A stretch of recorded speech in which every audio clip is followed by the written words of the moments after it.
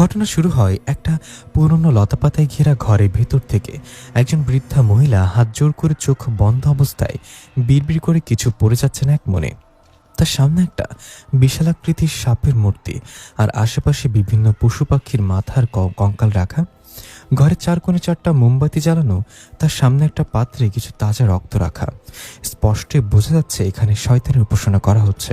বৃদ্ধ মহিলা এবার পরিষ্কার ভাষায় বলতে লাগলো, হে প্রভু, আপনি যেভাবে বলেছিলেন আমি সেভাবেই করেছি সব। আগামীকাল আপনার চাওয়ার শেষ উপকরণ একটা 7 বছরের বাচ্চা বলি দেব আপনার উদ্দেশ্যে। আশা করি আপনি খুশি হবেন এই বলিতে। ঠিক তখনই ঘরের দরজা ধপাস করে খুলে গেল। বৃদ্ধা মহিলা চমকে গিয়ে চোখ খুলে ভীত সন্ত্রস্ত হয়ে দরজার দিকে তাকালো। সে দেখতে পেল একটা ছেলে আরেকটা মেয়ে দাঁড়িয়ে আছে দরজায়। ছেলেটার হাতে একটা অদ্ভুত লাঠি। পুরো লাঠিতে আরবি ভাষায় অনেক কিছু লেখা খোদাই করে। এদেরকে সে আগে কখনো দেখেনি, কিন্তু সে বুঝতে পারলো এরা সাধারণ কেউ নয়। বৃদ্ধা ধমকেশ্বরে জিজ্ঞাসা করলো, এ কারা তোমরা? এখানে কেন এসেছ? চলে যাও এখান থেকে এখনই। সেটা বললো, চলে তো যাবোই ডাইনি বুড়ি, তবে তার আগে যেটা করতে এসছে সেটা করে নেই। এই বলে ছেলেটা এগিয়ে এসে বুড়ির মাথায় আঘাত করলো লাঠি দিয়ে। মেয়েটা এসে বুড়িকে পেছন থেকে ধরে হাত বেঁধে দিল। এরপর মেয়েটা বলল, আচ্ছা স্যার, এই মানুষগুলো শয়তানের উপাসনা কেন করে? তারা কি জানে না এটা তাদের ধ্বংস ডেকে আনবে এক সময়? ছেলেটা বলল, মানুষ অর্থ সম্পদ আর ক্ষমতা চায়, আর শয়তান তাদেরকে এই জিনিসগুলোর প্রতিশ্রুতি দিয়ে পথভ্রষ্ট করে ফেলে। মানুষ মনে করে এই অর্থ সম্পদ আর ক্ষমতা তাদেরকে চির অমর করে রাখবে, কিন্তু একসময় গিয়ে দেখা যায় এগুলোই তার ধ্বংস ডেকে আনে। বুড়ি হাসতে হাসতে বলল, আমি জানি তোরা কারা, আর এটাও জানি এখন আমাকে মেরে ফেলবি, কিন্তু কয়জনকে মারবি? আমার মতো হাজার জন আছে যারা এই কাজ করে যাচ্ছে। ছেলেটা বলল, আমি তোদের মতো শয়তানের পূজারীদের মারার জন্য 1000 বার জন্ম নিব, তবু তোদের শেষ করে ছাড়বো। নিষ্পাপ বাচ্চাদের বলি দিয়ে তোরা শয়তানকে খুশি করিস, এখন আমি তোর বলি দিয়ে শয়তানের খুশিতে পানি ঢেলে দেব, আর এটা আমি করতেই থাকবো যতদিন তোদের মতো মানুষরূপী ডাইনিদের নিঃশেষ না করি। এই বলে ছেলেটা লাঠি উল্টো করে ধরতেই দেখা গেল সেটা এক তরবারিতে পরিণত হয়েছে। এক কোপে বৃদ্ধার ঘাড় থেকে মাথা আলাদা করে ফেলা হলো। রক্তের ছিটা গিয়ে পড়লো পেছনে দাঁড়িয়ে থাকা মেয়েটার মুখে। মেয়েটা বলল, স্যার, এখন আপনি ভালো করে মাথা আলাদা করতে পারেন না? রক্ত কেন ছিটে যায়? আমার মতো কিউট একটা মেয়ের মুখে এই ডাইনি রক্ত লেগে গেল। ছেলেটা বলল, এটা তোমার ভুল ধারণা। মেয়েটা বলল, মোটেও এটা আমার ভুল ধারণা না, সত্যি আপনি ভালো করে মাথা আলাদা করতে পারেন না। আমি হলে রক্ত একটুও ছিটতো না আশেপাশে। সেটা বলল, না সেটা ঠিক আছে, তুমি যে নিজেকে কিউট বললে, আমি ভুল ধারণার কথা বলছি। মেয়েটা অভিমানের স্বরে বলল, স্যার, আপনিও না শুধু শুধু আমাকে অপমান করেন। দেখো, আমার মামা বলেছিল গরম আর অপমান দুটাই একই, যাতে যত গায়ে লাগবে ততই লাগবে। তাই এসব কথা বাদ দিয়ে এখন এই বুড়ির মাথাটা নাও ব্যাগে। এখন এমন আরো অনেক আছে, তাদের সবার মাথা কেটে জ্বালিয়ে দিতে হবে। মেয়েটা বৃদ্ধার মাথা তুলে ব্যাগে নিয়ে নিল। এরপর তারা দুজনেই সেখান থেকে বের হয়ে গেল।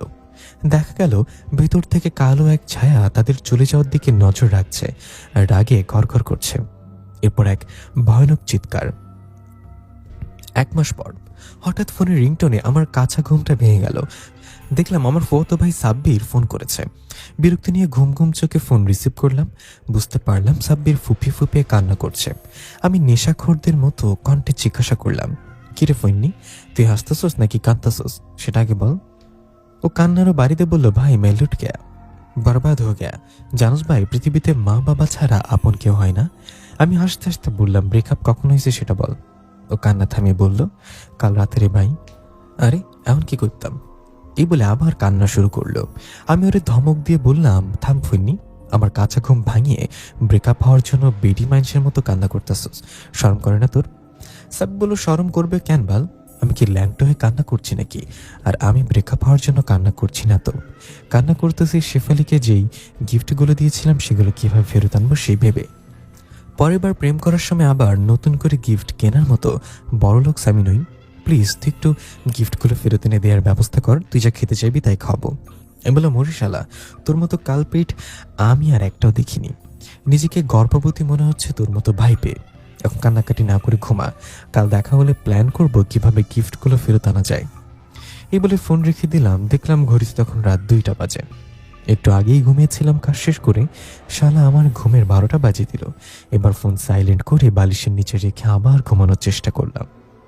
আমার নাম রামিম, স্বনামধন্য এক বুক পাবলিশার্সে চাকরি করি। মাস শেষে যা বেতন পাই তাতে মোটামুটি ভালোভাবেই চলে যাচ্ছে দিনগুলো। আপনজন বলতে সবাই আছে, কিন্তু আমি নেই তাদের মাঝে। মানে আমার কোনো এক ভুল বশত করা অপরাধের কারণে বাবা আমাকে বাসা থেকে বের করে দিয়েছে আজ 7 বছর হলো। প্রথম থেকে অনেক কষ্ট হতো, থাকার জায়গা নেই, খাওয়ার জন্য খাবার নেই। এমন দিন গিয়েছি সারাদিন শুধু পানি খেয়ে কাটিয়ে দিয়েছি। অনেক কষ্টে এই চাকরিটা ম্যানেজ হলো, তারপর আর তেমন কষ্ট হয়নি। এখন ফ্যামিলিকেও মিস করি না। যোগাযোগ বলতে শুধু মায়ের সাথে কথা হয় মাঝে মাঝে। জানি রাখি মাকে এখনো বেঁচে আছে। আর বন্ধুর মতো ফুফাতো ভাই সাব্বিরের সাথে। শুধুমাত্র সাব্বিরই জানে আমি কোথায় আছি, আর কেউ জানে না আর বর্তমান ঠিকানা। চোখ লেগে এসেছে, আমি হারিয়ে যাচ্ছি ঘুমের রাজ্যে। ঠিক তখনই দরজায় ধূপধাপ শব্দ। মনে হচ্ছে কেউ দরজা ভেঙে ফেলছে। আমি দরফর করে উঠে বসলাম। একটু ভয় হলো, কারণ এই কলোনিতে গত কয়েকদিন ধরে ডাকাতের উৎপাত খুব বেড়ে গিয়েছে। আমি চুপচাপ বসে আছি খাটের উপরে। শব্দটা কিছুক্ষণ থেমে আবার হলো। আমি দরজার কাছে গিয়ে জিজ্ঞাসা করলাম, কি এত রাতে? ওপাশ থেকে এক মহিলা কণ্ঠ বলল, আমি তোমার প্রতিবেশী বাবা, ওই সামনের বিল্ডিংয়ে থাকি। একটু দরজা খোলো বাবা, আমি খুব বিপদে পড়েছি। আমি তাড়াতাড়ি দরজা খুলে দিলাম। আরে, ওনাকে তো আমি চিনি। শুধু আমি কেন, এই কলোনির প্রতিটা ছেলে ওনাকে চেনে, কারণ তার একটা সুন্দরী মেয়ে আছে, নাম তুবা। কলোনির সব ছেলেই ওই তুবার জন্য পাগল, আমিও তাদের মাঝে একজন। গত মাসে তারা এখানে এসেছে ভাড়া। শুনেছিলাম তার স্বামী তাদের খোঁজ খবর নেয় না। উনি ব্যাংকে চাকরি করে, অর্থনৈতিক অবস্থা অনেক ভালো। আমি একটু অবাক হয়ে জিজ্ঞাসা করলাম, আন্টি এত রাতে আপনি? কোনো সমস্যা হয়েছে নাকি? আন্টি হাঁপাতে বলল, বাবা আমার সাথে একটু আমাদের বাসায় আসবে। তোবা কেমন অদ্ভুত আচরণ করছে, আমি খুব ভয় পাচ্ছি। আরও কয়েকজনকে বললাম, কিন্তু এত রাতে কেউ আমাকে সাহায্য করার জন্য এগিয়ে আসেনি। প্লিজ আমাকে সাহায্য করো। আমি মনে মনে লাভ দিয়ে উঠলাম খুশিতে। এই তো সুযোগ আন্টিকে ইমপ্রেস করার। আমি বললাম, আরে আন্টি আপনি কোনো চিন্তাই করবেন না, আমি আছি তো, চলুন দেখি কি হয়েছে তোমার। আন্টি একটু সন্দেহর চোখে তাকিয়ে আমাকে জিজ্ঞাসা করলো, তুমি আমার মেয়ের নাম জানলে কিভাবে? আমি একটু অপ্রস্তুত হয়ে গেলাম এবং বললাম, সুন্দরী মেয়েদের নাম জানা আমাদের মতো বখাটেগত অধিকার আন্টি। আপনার মেয়ের নাম এই কলোনির প্রতিটা ছেলে কলিজায় লেখা আছে। আন্টি এবার হেসে দিয়ে বলল, তোমরা পারো বাবা। এই বলে আন্টি রওনা হলো তাদের বাসায়। আমিও তার পেছন পেছন যেতে লাগলাম। যেতে যেতে আমি জিজ্ঞাসা করলাম, আসলে সমস্যাটা কি হয়েছে আমাকে বলেন তো। আন্টি বলল, প্রতিদিনের মতোই তুবা পড়াশোনা শেষ করে রাতের খাবার খেয়ে নিজের রুমে গিয়ে শুয়ে পড়েছে। যাওয়ার আগে খেয়াল করলাম তুবার হাতে একটা। আমি সেটা সম্পর্কে জিজ্ঞাসা করলে বলল, ওর বান্ধবী নাকি ওকে দিয়েছে সেটা। আমি ল্যাপটপে কিছু কাজ করছিলাম, ঠিক তখনই তুবা চিৎকার করে উঠল। আমি দৌড়ে গেলাম সেদিকে। দরজার ভেতর থেকে লক থাকায় আমি ডাকতে লাগলাম তুবাকে, কিন্তু তুবার কোনো সাড়া নেই। তাই আমি ওর দরজায় জোরে জোরে ধাক্কা দিতে লাগলাম। তুবা, কি হয়েছে তোর? দরজা খোল তুবা, কথা বল, কি হলো তোর? হঠাৎ করেই তুবা রুম থেকে ফিসফিস করে কথার শব্দ ভেসে আসতে লাগলো। মনে হচ্ছে অনেক মানুষ একসাথে জড়ো হয়ে ফুরফুর করে কথা বলছে। আমি খুব ভয় পেয়ে গেলাম, আরো জোরে দরজা থাপড়াতে লাগলাম। এরপর হঠাৎ দরজা খুলে গেল। আমি তাড়াতাড়ি দরজা ধাক্কা দিয়ে তুবার রুমে ঢুকেই শকড হয়ে গেলাম। খাটের উপর বসে চুলগুলো পুরো এলোমেলো ভাবে ছেড়ে দিয়ে আরবি ভাষায় কি যেন বলে যাচ্ছে। আমি ভয়ে ভয়ে এগুতেই কর্কশ কণ্ঠে তুবা বলে উঠল, চলে এখান থেকে, আমাকে একা ছেড়ে দে। ওটা তোবার কণ্ঠ ছিল না বাবা। আমি ভয়ে দৌড়ে বাসা থেকে বের হয়ে যাই কারোর কাছে সাহায্য চাওয়ার জন্য, কিন্তু কাউকেই পাচ্ছিলাম না। আর যাদেরকে পাচ্ছিলাম তারা সাহায্য করতে রাজি হয়নি। অবশেষে তুমি আসলে। সবসময় আমি বুঝতে পারলাম এটা ভূত পেতের কোনো সমস্যা। আগে জানলে আমিও আসতাম। মনে মনে দোয়া পড়তে লাগলাম, আল্লাহ এই যাত্রায় বাঁচিয়ে নিও। আমি তোমাকে বোনের চোখে দেখব। আন্টির সাথে ধীরে ধীরে তাদের বাসায় প্রবেশ করলাম। আন্টি খুব ভয় পাচ্ছে, সেটা তার চেহারা দেখেই বোঝা যাচ্ছে। আমিও ভয় পাচ্ছি, কিন্তু সেটা আন্টিকে বুঝতে দেওয়া যাবে না, মান সম্মানের ব্যাপার। আমি বললাম, আন্টি আপনি এখানে দাঁড়ান, আমি দেখছি। এই বলে আমি আস্তে আস্তে তুবার রুমে প্রবেশ করলাম। কেমন যেন একটা ভাবসা গরম রুমের ভেতরে। আমার হাঁটু কাঁপছে ভয়। দেখলাম তুবা দেয়ালের দিকে মুখ করে খাটের উপরে বসে আছে। ওর মুখটা দেখা যাচ্ছিল না। আমি আস্তে করে ডাক দিলাম, তুবা। কোনো সারা শব্দ পেলাম না ওদিক থেকে। হঠাৎ আমার চোখ গেল তুবার পড়ার টেবিলে। কাঠের টেবিলের ওপর আরবিতে বড় বড় অক্ষরে লেখা, মিনহা। টেবিলে মিনহা লেখা দেখে চমকে উঠলাম। এই নামটা আমি আগেও শুনেছি, কিন্তু মনে পড়ছে না। কেউ তো বলেছিল আমাকে এই নামটা। আমি তুবার দিকে এগিয়ে গেলাম। পিছন থেকে কয়েকবার ডাকার পরও তুবা কোনো উত্তর দিচ্ছে না। আন্টি দরজায় ভয়ে ফুটবলের মতো গোল হয়ে আছে। আমি ধীরে ধীরে তুবার কাঁধে হাত রাখলাম। সাথে সাথে তুবা গঙ্গানির শব্দ করে উঠল। আমি একটু ঘাবড়ে গিয়ে বললাম, তুবা কি হয়েছে তোমার? হঠাৎ এক ঝটকায় তুবা তার ঘাড় ঘুরিয়ে আমার দিকে তাকালো, কিন্তু তুবার শরীর নড়ল না একটু। তখন তুবার চোখের কোনো মনি ছিল না। সম্পূর্ণ ধবধবে সাদা রঙের চোখ আমার দিকে তাকিয়ে ভয়ঙ্কর এক হাসি দিয়ে বাচ্চা বাচ্চা কণ্ঠে বলল, আমি তুবা না, আমি মিনহা। তোমাকে তোরা কখনোই আর ফিরে পাবি না। তোমার এমন রূপ দেখে আমার কলিজা শুকিয়ে গেল। আর কিছু না ভেবে বাবা গো বলে সেখান থেকে দৌড় দিলাম। আন্টি জামা টেনে ধরলো পেছন থেকে আর বললো, বাবা যেও না, আমার মেয়েটাকে বাঁচাও। বললাম, আন্টি আমি আপনার বাবা না, আমার নাম রামিম। আমি এই ঝামেলার মধ্যে নেই, আমাকে ছেড়ে দিন। আন্টি আবার কেঁদে দিয়ে বলল, রামিম তুবা ছাড়া এই দুনিয়াতে আমার কেউ নেই। আমি বেঁচে আছি শুধু আমার মেয়েটার মুখের দিকে তাকিয়ে। তোমার যদি কিছু হয়ে যায় তাহলে আমি বাঁচবো না। বাবা প্লিজ আমাকে সাহায্য করো। আন্টির কান্না দেখে সত্যি অনেক মায়া লাগলো। সে তো একজন মা। আমি না হয় এখান থেকে নিজের জীবনের ভয়ে পালিয়ে যাব, কিন্তু সে তো পারবে না আদরের মেয়েকে ছেড়ে পালিয়ে যেতে। কেয়ার করার সিদ্ধান্ত নিলাম আমি তুবাকে এভাবে ফেলে যাব না। হঠাৎ দেখলাম তুবা উঠে দাঁড়ালো। আন্টি আর আমি দরজার কাছে দাঁড়িয়ে আছি। আন্টি ডাক দিল, তুবা মা আমার, কি হয়েছে তোর? তুবা চিৎকার করে কর্কশ গলায় বলল, বলেছি না আমি তুবা না, আমি মিনা। এই বলে সে জানলার দিকে এগিয়ে গেল। একটানে জানলার লোহার গ্রিলটা খুলে ফেললো। আমি অবাক হয়ে গেলাম। কোনো সাধারণ মানুষের এমন শক্তি নেই যে লোহার গ্রিল খুলে ফেলবে। তারপর সে জানলার উপর ঠায় উঠে দাঁড়ালো। আন্টি বলল, রামিম তোমাকে ধরো। সে লাফ দিতে যাচ্ছে। আমি এক দৌড়ে গিয়ে লাফ দেওয়ার আগ মুহূর্ত তুবাকে ধরে ফেললাম এবং টান দিলাম ভেতর থেকে। টানের চোটে তুবা একদম আমার বুকের উপরে এসে পড়লো এবং দুজনেই ফ্লোরে পড়ে গেলাম। কেমন যেন বাংলা সিনেমার মতো লাগছে। আমি নায়ক আর তুবা নায়িকা। সে আমার বুকের উপর পড়লো আর গান শুরু হয়ে গেল। হঠাৎ আমার ঘোর ভাঙলো তুবার ডাকে, এই কে আপনি? আম্মু তুমি কই? এই ছেলেটাকে আমার রুমে কি করছে? এগুলো বলতে বলতে আমার উপর থেকে উঠে গেল তুবা।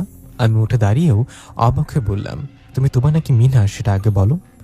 হঠাৎ করে ঠিক হয়ে গেল কিভাবে? আন্টি দৌড়ে এসে তার মেয়েকে জড়িয়ে ধরলো। তুবা বলল, আম্মু কি হয়েছে? এমন করছে কেন? আর এই ছেলে কে আমার রুমে কি করছে? আন্টি বলল, হচ্ছে রামিম, আমাদের প্রতিবেশী। সব বলছি তোকে। এখনই আমাদের এখান থেকে যেতে হবে। এই বাসায় কোনো সমস্যা আছে। রামিম চলো তাড়াতাড়ি। আমরা সেখান থেকে দৌড়ে বের হলাম। তুবা জিজ্ঞাসা করেই যাচ্ছে, কি সমস্যা এই বাসায়? কি হয়েছে বলবে আমাকে? আমি বললাম, আরে রেডিও চুপ থাকে একটু, আগে এখান থেকে বের হয়ে নেই। এক দূরে কলোনির বাইরে এসে থামলাম। তিনজনই হাঁপাচ্ছি। আমি হাঁটুতে ভর দিয়ে দম নিচ্ছি। তুবা বলল, এখন তো বলো কি হয়েছে? আমরা এইভাবে ভাগলাম কেন বাসা থেকে? আন্টি তোমাকে সবকিছু বললো প্রথম থেকে। তোমার সব শোনার পর নিচের দিকে মাথা দিয়ে একটু সামনে গিয়ে সম্পূর্ণ ভিন্ন এক কণ্ঠে বলল, তাহলে তো আমাদের সেখান থেকে ভেগে আসা ঠিক হয়নি। আমার ভুল করেছি আমরা। আন্টির আমি দুজনেই শক। আন্টি কিছু বলতে যাবে তখনই আন্টির ফোন বেজে উঠল। আন্টি ফোনের দিকে তাকিয়ে চোখ বড় করে আমার দিকে ফোন ঘুরিয়ে ধরল। আমি অবাক চোখে দেখলাম তুবা ফোন করেছে। তুবা যদি ফোন করে তাহলে এটা কে যাকে আমাদের সাথে নিয়ে আসলাম? সামনে তাকাতেই দেখি তুবা সেখানে নেই। আরে এখানেই তো দাঁড়িয়েছিল, গেল কোথায়? যাকে আমাদের সাথে নিয়ে আসলাম। সামনে তাকাতেই দেখি তুবা সেখানে নেই। আন্টি ফোন রিসিভ করে লাউড স্পিকারে দিল। ওপাশ থেকে তুবা কান্না করতে করতে বলল, আমার এত রাতে আমাকে বাসায় একা রেখে তুমি কোথায় গেছো? আমার খুব ভয় করছে। কারা যেন ঘরে হাঁটাহাঁটি করছে। আমি তাদেরকে দেখতে পাচ্ছি না। আম্মু প্লিজ আমাকে নিয়ে যাও এসে। আমরা বুঝতে পারলাম সাথে করে যাকে এনেছিলাম সে তুবা ছিল না। তুবা তো বাসায় থেকে গিয়েছে। তাড়াতাড়ি করে আমরা দুজন আবার কলোনিতে ফিরে গেলাম। দৌড়ে আন্টিদের বাসায় পৌঁছালাম, কিন্তু দরজা ভেতর থেকে বন্ধ। আমি কয়েকটা লাঠি দিলাম দরজায়। ভেতর থেকে তুবার কণ্ঠ ভেসে আসলো, আম্মু আমাকে বাঁচাও, ওরা আমাকে নিয়ে যাচ্ছে, আমাকে যেতে দিও না আম্মু। আন্টি দরজায় ধাক্কা দিতেই দরজা খুলে গেল। আমি ভাবলাম এত জোরে লাথি দেওয়ার পরও দরজা খুলল না, কিন্তু উনি সামান্য ধাক্কা দিতেই খুলে গেল। দরজাও মালিক চেনে। বাসায় ঢুকে দেখলাম তুবা রুমের এক কোণে জড়সড় হয়ে বসে আছে ভয়। আন্টি দৌড়ে গেল তুবার দিকে, কিন্তু আন্টি যাওয়ার আগেই কোন এক অদৃশ্য শক্তি তুবার চুলের মুঠি ধরে টেনে ওয়াশরুমের দিকে নিয়ে যেতে লাগলো। আর তুবা অট্টহাসিতে মেতে উঠল। আমি ভাবলাম ওকে টেনে নিয়ে যাচ্ছে, তাতে খুশি হওয়ার কি আছে? হাসি সুন্দর বলে এই ভয়ানক সময়েও হাসতে হবে? মেয়েরা পারেও ভাই। আন্টি তুবার পা টেনে ধরলো, কিন্তু ধরে রাখতে পারছিল না। টেনে নিয়ে যাচ্ছে। আমি তাড়াতাড়ি গিয়ে তুবার হাত টেনে ধরলাম। যে তাকে টেনে নিয়ে যাচ্ছে সে প্রচণ্ড শক্তিশালী, রাখতে পারছিলাম না। টেনে নিয়ে যাচ্ছে। আমি তাড়াতাড়ি গিয়ে তুবার হাত টেনে ধরলাম। যে তাকে টেনে নিয়ে যাচ্ছে সে প্রচণ্ড শক্তিশালী, রাখতে পারছিলাম না। তুবা ওদিকে হেসেই যাচ্ছে। অবশেষে অনেক চেষ্টা করে তুবাকে ছাড়িয়ে আমরা দুজন মিলে তাকে বেডরুমে এনে শুয়ে দিলাম। কিন্তু তোমাকে সামনে রাখা যাচ্ছিল না। সে আমাদের সাথে শক্তি কাটাচ্ছে আর বারবার ওই ওয়াশরুমের দিকে যেতে চাইছে। আমি আন্টিকে বললাম দড়ি নিয়ে আসতে, তোমাকে বেঁধে ফেলা ছাড়া উপায় নেই। আন্টি তাড়াতাড়ি গিয়ে ওপাশের রুম থেকে দড়ি নিয়ে আসলো। দুজন মিলে তার হাত পা খাটের সাথে বেঁধে দিলাম। তবু যেন সে পুরো খাট নাড়িয়ে ফেলছে। আন্টি বলল, রামিম কিছু একটা করো বাবা, আমার মেয়েকে বাঁচাও। আমি কি করবো এখন? কি করার আছে আমার? আমি কি তান্ত্রিক নাকি? আমার চোখ আবার গেল টেবিলে থাকা সেই মিনহা লেখার ওপর। নামটা শুনেছি, দূর মনে করতে পারছি না কেন। এরপর আমি গিয়ে তুবার মাথার কাছে বসলাম। কখনো ভাবিনি এই কলোনির ন্যাশনাল ক্রাশের কাছে এভাবে বসতে পারবো, তাও এমন এক পরিস্থিতিতে তার সময়ের সামনেই। আমি তুবার মাথায় হাত রেখে বললাম, তোমাকে তুবা বলবো নাকি মিনহা বলবো জানি না, তুমি যেও হও না কেন, কি চাও তুমি? এই মেয়েটা তোমার কি ক্ষতি করেছে? কেন ওকে এমন কষ্ট দিচ্ছ? ছেড়ে দাও ওকে। এবার তুবা শান্ত হয়ে বাচ্চাদের মতো করে বলল, তোমার নাম রামিম তাই না ভাইয়া? তুমি তো তুবাকে প্রতিদিন ফলো করো, আমার মনে হয় তুমি তাকে ভালোবাসো। আচ্ছা আমার বাঁধনগুলো খুলে দাও, আমি কথা দিচ্ছি এই মেয়েটাকে এখন দরজা বন্ধ করে তোমাকে দিয়ে দিব 1 ঘন্টার জন্য। তুমি যা চাও করতে পারো এই 1 ঘন্টায়। আমার বাঁধনটা খুলে দাও না ভাইয়া। আমি একটু বিব্রত হয়ে গেলাম। আন্টির সামনে তার মেয়েকে নিয়ে এমন কথা। আমি আমতা করে বললাম, না না ভাইয়া, এটা তো হবে না। আর আমাকে এসবের লোভ দেখে লাভ নেই, বুঝেছ? আমি অনেক লয়াল আর ভালো ছেলে। আমি তো এত ভালো যে আলমারিতে হ্যাঙ্গার ল্যাংটা দেখলে নিজের জামা খুলে তাকে পরিয়ে দিই। তাই এসব ফাঁদে আমাকে ফেলার চেষ্টা করো না ভাইয়া। এবার সে আবার ভয়ানক হয়ে উঠল আর রাগে গড়গড় করতে করতে বলল, আমি মেয়েকে নিয়ে যাবই, তোরা কেউ আমাকে থামিয়ে রাখতে পারবি না। এরপর আমার নজর পড়ল তুবার হাতে থাকা নীল রঙের আংটির দিকে। আমি আন্টিকে বললাম, এটা কি সে আংটি যেটা ওর বান্ধবী দিয়ে বলেছিল? আন্টি বলল, হ্যাঁ এটাই, কিন্তু এই আংটিটা দেখে মনে হচ্ছে অনেক পুরাতন। আর এটা কোনো পুরুষ মানুষের আংটি? হ্যাঁ সেটা তো মনে হচ্ছে। তুবাকে কোনো ভালো তান্ত্রিকের কাছে নিয়ে যেতে হবে আন্টি। এভাবে আর কতক্ষণ? আমি দেখছি একজনকে ফোন দিয়ে কোনো তান্ত্রিকের খোঁজ পাই কিনা। এরপর আমি ফোনটা বের করে সাব্বিরকে ফোন দিব বলে ঠিক করলাম, দেখি ও কোনো তান্ত্রিককে জানে কিনা। কিন্তু কি মনে করে যেন আমি আংটিটা ধরে দেখতে চাইলাম। যখনই সেদিকে হাত বাড়ালাম তখনই তুবা ভয়ানক চিৎকার দিয়ে উঠল, এটা ধরবি না, ধ্বংস হয়ে যাবি, খবরদার আমার আংটিতে হাত লাগাবি না। আমি ওর কথায় কান্না দিয়ে আংটিতে স্পর্শ করার সাথে সাথেই কারেন্টের ঝটকা লাগলো আমার শরীরে। আমি ছিটকে দূরে গিয়ে পড়লাম। পুরো বিল্ডিং কেঁপে উঠল, মনে হচ্ছে যেন ভূমিকম্প হচ্ছে। আন্টি কান চেপে ধরে এক জায়গায় বসে পড়ল। কিছুক্ষণ এমন হওয়ার পর সব শান্ত হলো। তুবা আবার অট্টহাসিতে মেতে উঠল আর বলতে লাগলো, বলেছিলাম না এটা ধরিস না, ছোট মানুষের কথাও মাঝে মাঝে মানতে হয় বোকার দল। ততক্ষণে প্রায় সকাল হয়ে গিয়েছে। বাইরে থেকে পাখির কিচিরমিচির শব্দ ভেসে আসছে। তুবা সম্পূর্ণ শান্ত হয়ে চোখ বন্ধ করে ফেলল, মনে হচ্ছে যেন হঠাৎ করেই ঘুমিয়ে গেল। আন্টিকে তুবার পাশে বসে ফুপিয়ে কান্না করতে লাগলো। আমি বললাম, আন্টি এখনো কিছুই স্বাভাবিক হয়নি, দয়া করে তুবার বাঁধন খুলবেন না, আমি দেখছি কি করা যায়। এরপর সাব্বিরকে কল করলাম। কল রিসিভ করে বলল, ভাই এত সকালে কিভাবে উঠলি তুই? তোকে তো বোম্বেরও এত সকালে উঠানো যায় না। এগুলো আগে কথা শোন, তারপর রাতের ঘটনা এক এক করে সব বললাম সাব্বিরকে। আর বললাম, ভালো কোনো তান্ত্রিকের খোঁজ জানলে বল আমাকে, তোমাকে এখনই নিয়ে যেতে হবে। সাব্বির বলল, এত কিছু হয়ে গিয়েছে, তুই আমাকে রাতে কল করিসনি কেন? এইসব বিষয়ে আমার অনেক অভিজ্ঞতা আছে। তোকে তো এখনো বলাই হয়নি তোর ভাই কি কি করেছে, কত জিন শয়তানের সাথে লড়াই করেছে। সেসব কথা পরে বলবো, তুই থাক, আমি এখনই আসছি, তারপর দেখি কি করা যায়। এই বলে সাব্বির ফোন রেখে দিল। আমি ওর কথার আগামাথা কিছুই বুঝলাম না। ও আবার কবে জিন ভূতের সাথে লড়াই করলো। শালা চাপাবাজ কখনো ভালো হয় না। আমি এসে দেখলাম তোবা এখনো চোখ বন্ধ করে আছে। আন্টিকে বললাম, চিন্তা করবেন না, আমি একজনকে খবর দিয়েছি, সে আসলে আমরা তোবাকে ভালো কোনো তান্ত্রিকের কাছে নিয়ে যাব, তোবা ভালো হয়ে যাবে। আন্টি বলল, তুমি না থাকলে আমি কি করতাম একা একা? হয়তো তোবাকে তাড়াতাড়ি নিয়ে যেত। কি বলেছি ধন্যবাদ দিব বাবা তোমাকে? আমি বিড়বিড় করে বললাম, ধন্যবাদ লাগবে না, সুস্থ হলে আমাকে আপনার মেয়ের জামাই বানাইন, তাতেই হবে। আন্টি বলল, বিড়বিড় করে কি বলছো, জোরে বলো না। না আন্টি কিছু না, এই বলে চেয়ারে গিয়ে বসলাম। তারপর এক নজরে টেবিলে লেখা মিনহার দিকে তাকিয়ে রইলাম। কাঠের মাঝে মিনহা নামটা লোহার পেরেকের মতো কিছু দিয়ে খোদাই করে লেখা। কি লিখবে এটা, তো আবার আরবিতে? কিছুক্ষণের মাঝে সাব্বির চলে আসলো ঠিকানা অনুযায়ী। এসে আমাকে বলল, কোথায় তোর জিনভূত, দেখ তাকে আমি কেমন ধোলাই করি। সাব্বিরকে কিছু বলতে যাবো এমন সময় সাব্বিরও খেয়াল করলো টেবিলে লেখা মিনহা নামের দিকে। সাব্বির আমাকে বললো, এটা তো আরবি তাই না, কি লেখা আছে এখানে? আমি আরবি বুঝি না। আমি বললাম, এখানে লেখা আছে মিনহা। সাব্বির আতকে উঠলো মিনহা নাম শুনে, কাপা কাপা গলায় বলল, মিনহা সেখানে কিভাবে? আমি বললাম, তুই কি জানোস কে এই মিনহা? আমারও মনে হয় আগে কোথাও শুনেছি এই নাম, কিন্তু মনে করতে পারছি না। সাব্বির বলল, ফইন্নি তোর আমি কইছিলাম এই নাম একবার, আমার বেস্ট ফ্রেন্ড হৃদিকার একমাত্র মেয়ের নাম মিনহা। হ্যাঁ, এতক্ষণে মনে পড়েছে তোর কোনো এক বেস্ট ফ্রেন্ডের অদ্ভুত একটা মেয়ে হয়েছে। আশ্চর্যজনকভাবে মাত্র 5 মাসে ওই মেয়ের জন্ম হয়েছে। তার চোখ সম্পূর্ণ নীল রঙের আর ঠোঁট ছিল রক্তলাল। তুই আমাকে বলেছিলি হৃদিকার মেয়ের কথা, আর তার নাম রেখেছিলি মিনহা। এখন মনে পড়েছে, সে তো আরো 4 বছর আগের কথা।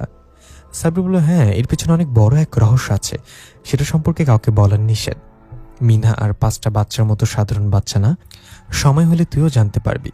কিন্তু কথা হলো, মিনহার নাম এখানে কিভাবে এলো? আর তুই যার কথা বলছিলি ফোনে, সেই তুবা কোথায়? আরে বাল, এটাই তো কনফিউশন। কখনো বলছে সে তুবা, আবার কখনো বাচ্চাদের মতো আচরণ করে বলছে সে মিনহা। ওই দেখ, খাটের সাথে বেঁধে রেখেছি, না হলে ধরে রাখা যাচ্ছিল না। হঠাৎ করেই ওর গায়ে প্রচণ্ড শক্তি চলে আসে। সারা রাত আমাদের দুজনকে দৌড়ের ওপরে রেখেছে, মহারানী এখন ঘুমিয়েছে। সাব্বির তুবার দিকে ধীরে ধীরে এগিয়ে গেল। আন্টি উঠে এসে আমার পাশে দাঁড়িয়ে আস্তে করে বলল, এই চ্যাংড়া ছেলে কে দেখে তো মনে হয় না কিছু করতে পারবে, কাকে ফোন দিয়ে আনলে? আমি বললাম, আন্টি একটু অপেক্ষা করেন, আমার ফুফাতো ভাই, একটু চাপাবাজ, তবে অনেক কাজের ছেলে। অসম্ভবকে সম্ভব করা অনন্তের কাজ, কিন্তু ও অনন্তের বাপ। সাব্বির কিছুক্ষণ চুপ করে দাঁড়িয়ে তুবার দিকে তাকিয়ে রইল। হঠাৎ তুবা চোখ খুলে সে বাচ্চা কণ্ঠে বলে উঠল, সাব্বির চাচু তুমি কখন এলে? প্লিজ চাচু, আমার বাঁধন খুলে দাও না, ওরা খুব পচা, আমাকে সেই কখন থেকে বেঁধে রেখেছে। সাব্বির অপ্রস্তুত হয়ে বলল, মিনহা মামুনি তুমি এখানে কি করছো, তারপর এই মেয়েটার শরীরে? ঋতিকা রিফান কোথায়? আমি জানি না চাচু, আমি তো আম্মা আব্বুর সাথে রাতে ঘুমিয়েছিলাম, তারপর আর আমার কিছু মনে নেই। আমি ওর শরীর থেকে বের হতে পারছি না, আমি বের হলে ওই লোকটা আমাকে মেরে ফেলবে চাচু। কোনো লোকটা মামুনি, কে তোমাকে মেরে ফেলবে? তুমি বের হও শরীর থেকে। চাচু, ওই লোকটাকে দেখে নেব। না না চাচু, তুমি তার সাথে পারবে না। কি ভয়ঙ্কর দেখতে লোকটা, মাথার উপর বড় বড় 2টা শিং, দাঁতগুলো ইয়া বড়, তোমাকে কামড় দিবে সে। তুমি আমাকে আম্মু আব্বুর কাছে নিয়ে যাও চাচু। এরপর সাব্বির কিছু বলতে যাবে এমন সময় তুবার কথা বলার কণ্ঠ বদলে গেল। আবার সে ভয়ানক চোখের মণিবিহীন চেহারায় বলে উঠল, চলে যায় এখান থেকে। না তোরা এই মেয়েকে বাঁচাতে পারবে, আর না পারবি মিনাকে নিয়ে যেতে। আমার উদ্দেশ্য সফল না হওয়া পর্যন্ত এদেরকে আমি ছাড়ব না। যদি তোরা এর মাঝে আসিস তাহলে তোদেরকেও মেরে ফেলবো। সাব্বির কান চুলকাতে চুলকাতে বলল, থামেন তো মামা, আপনার চেয়ে বড় বড় জিনকে শায়েস্তা করে এসেছে, আপনি কোন টুটটুট? এখন ভালো ভালো বলছি মিনাকে ছেড়ে দিয়ে তুবার শরীর থেকে চলে যান। যদি হৃদিকার রিফান জানিয়ে তাহলে পালানোর সময়ও পাবেন না। তুবা হাসতে হাসতে বলল, ওই তান্ত্রিক আর তার দলবলকে হারিয়ে ভাবছস আমার সাথে পেয়ে যাবি? তান্ত্রিক তো বোকা, হেরে গিয়ে ভালো হয়ে যাওয়ার সিদ্ধান্ত নিয়েছে, তাই তো সে এখন আমার কারাগারে বন্দি, সেখানেই পচে মরবে। আর কয়েকদিন আগে আরেকজনও হেরেছে তোদের মতো দুর্বল প্রাণীদের কাছে, নাম ছিল তার প্রধান। আমি তাকে সেখান থেকে বাঁচিয়ে না আনলে উর্বা আর রিজবি মিলে তার নিজের সাম্রাজ্যের নিচে চাপা দিয়ে তাকিয়ে মেরে ফেলতো। কিন্তু আমাকে তাদের মতো দুর্বল ভাবিস না, আমি সব আটঘাট বেঁধেই ময়দানে নেমেছি। সাব্বির বলল, আপনি তো দেখি ইতিহাসের ছাত্র, আগের সব ঘটনায় জানেন। তবে এটা বুঝতে পারছি সোজা কথায় আপনি মানবেন না, তাই আপনাকে মারার পর আমি দেখব আপনার ঘাড়ের কোন রগটা তেরা, টান দিয়ে সেটা ছিঁড়ে ফেলবো। এখন বলেন তো মহারাজ, আপনি কে আর আপনি কি চান? আমি কি চাই সেটা তো এত তাড়াতাড়ি কেউ জানবে না। আমি আমার পরিকল্পনা অনুযায়ী এগিয়ে যাব। আর জেনে রাখ, আমি সব জিনদের বড় জিন ডুরিয়া, নাম তো শোনাই হোগা। সাব্বির অবাকে বলল, শাহরুখ খানের ডায়লগ মারেন কেন? আর আপনি তাহলে ডোরিয়া? আমি তো ভেবেছিলাম আপনি কোনো শক্তিশালী জিন হবেন। তাহলে এখন গালিব স্যার আর রিশফাবুকে খবর দিতে হবে। একবার হেরে পেট ভরেনি আপনার, আবার চলে এসছে নতুন ফোন দিয়ে। তারা এসে আবার আপনার ব্যান্ড বাজাবে। এই কথা বলার সাথে সাথে তুবা ক্রোধে ফেটে পড়ল। ভয়ঙ্কর চিৎকার দিয়ে হাত পায়ের বাঁধন টাস ঠাস করে ছেড়ে ফেলল। এক ঝটকায় সাব্বিরের মুখের কাছে এসে পড়ল। সাব্বির এটা দেখে আচমকা পেছাতে গিয়ে হোঁচট খেয়ে পেছনে থাকা আমাকে নিয়ে পড়ে গেল। আন্টি তুবার এই রূপ দেখে ভয় কান্না করে দিল। আমি বললাম, ফইন্নি, তুই এটা কি করলি? কেমন বললি যে এত রেগে গেল? সাব্বির বলল, আমি এই জিনকে চিনি আর তার অতীতও জানি, সেটাই মনে করিয়ে দিয়েছিলাম। তুবা এখনও ক্রোধে হিংস্র পশুর মতো গঙ্গাচ্ছে। আমি উঠে বললাম, এত রাগ আর কি আছে জিন মশাই? অতীত সবারই খারাপ থাকে। আমার একটা খারাপ অতীত আছে। শীতের দিনে গার্লফ্রেন্ডের সাথে রাতে দেখা করতে গিয়ে কুত্তার দৌড়ানি খেয়ে পুকুরে নেমেছিলাম। তারপর দিন সেই কুকুরের হাত ধরে পা বেঁধে নদীতে ফেলে দিয়েছিলাম। পরে শুনলাম সেটা নাকি গার্লফ্রেন্ডের পোষা কুত্তা ছিল, আর সেই কারণে ব্রেকআপ করে দিয়েছে। এটা কোনো কথা বলেন জিন মশাই? তোদের সাথে আমি আর কি করছি ভাবতেছোস? এই বলে আমাকে এক ধাক্কা দিয়ে উড়িয়ে নিয়ে দেয়ালের সাথে বাড়ি দিল। আমি ফ্লোরে পড়ে গেলাম এবং বললাম, আমি আর কি করলেই দোষ? এতক্ষণ যে সাব্বির আপনার ঠ্যাং টানলো তাতে কিছু না? ওরে তো কিছু বললেন না? আমি এটা বলার সাথে সাথে সে বিদ্যুৎ গতিতে সাব্বিরের সামনে গিয়ে ওকে উঁচু করে খাটের ওপাশে নিয়ে ফেললো। এটা দেখে আমার মনে শান্তি লাগলো। যাক, আমি একা মায়ের খাইনি। সাব্বির রেগে গিয়ে বলল, রামিম্মা, ফইন্নি, নিজে মায়ের খাইছোস ভালো কথা, আমার নাম নিলি কেন? এখান থেকে বাঁচলে তোরে আমি খাইছি। এরপর তুবা কর্কশ গলায় বলে উঠল, অনেক হয়েছে তোদের সাথে। ঋতিকার সাথে দেখা হলে বলে দিস মিনাকে ফিরে পাওয়ার আশা যেন ছেড়ে দেয়। আমার উদ্দেশ্য সফল না হওয়া পর্যন্ত আমাকে থামানোর মতো কোনো শক্তি নেই। এই বলে সে আন্টিকে আক্রমণ করলো। দেয়ালের সাথে আন্টির মাথা বাড়ি দিয়ে তাকে বেহুশ করে ফেলল। সাব্বির দৌড়ে গিয়ে তুবাকে ধরতে চাইল, কিন্তু এবারও সে সাব্বিরের মাথায় আঘাত করে তাকে ফ্লোরে ফেলে দিল। সাব্বির আর কোনো নড়াচড়া করছে না।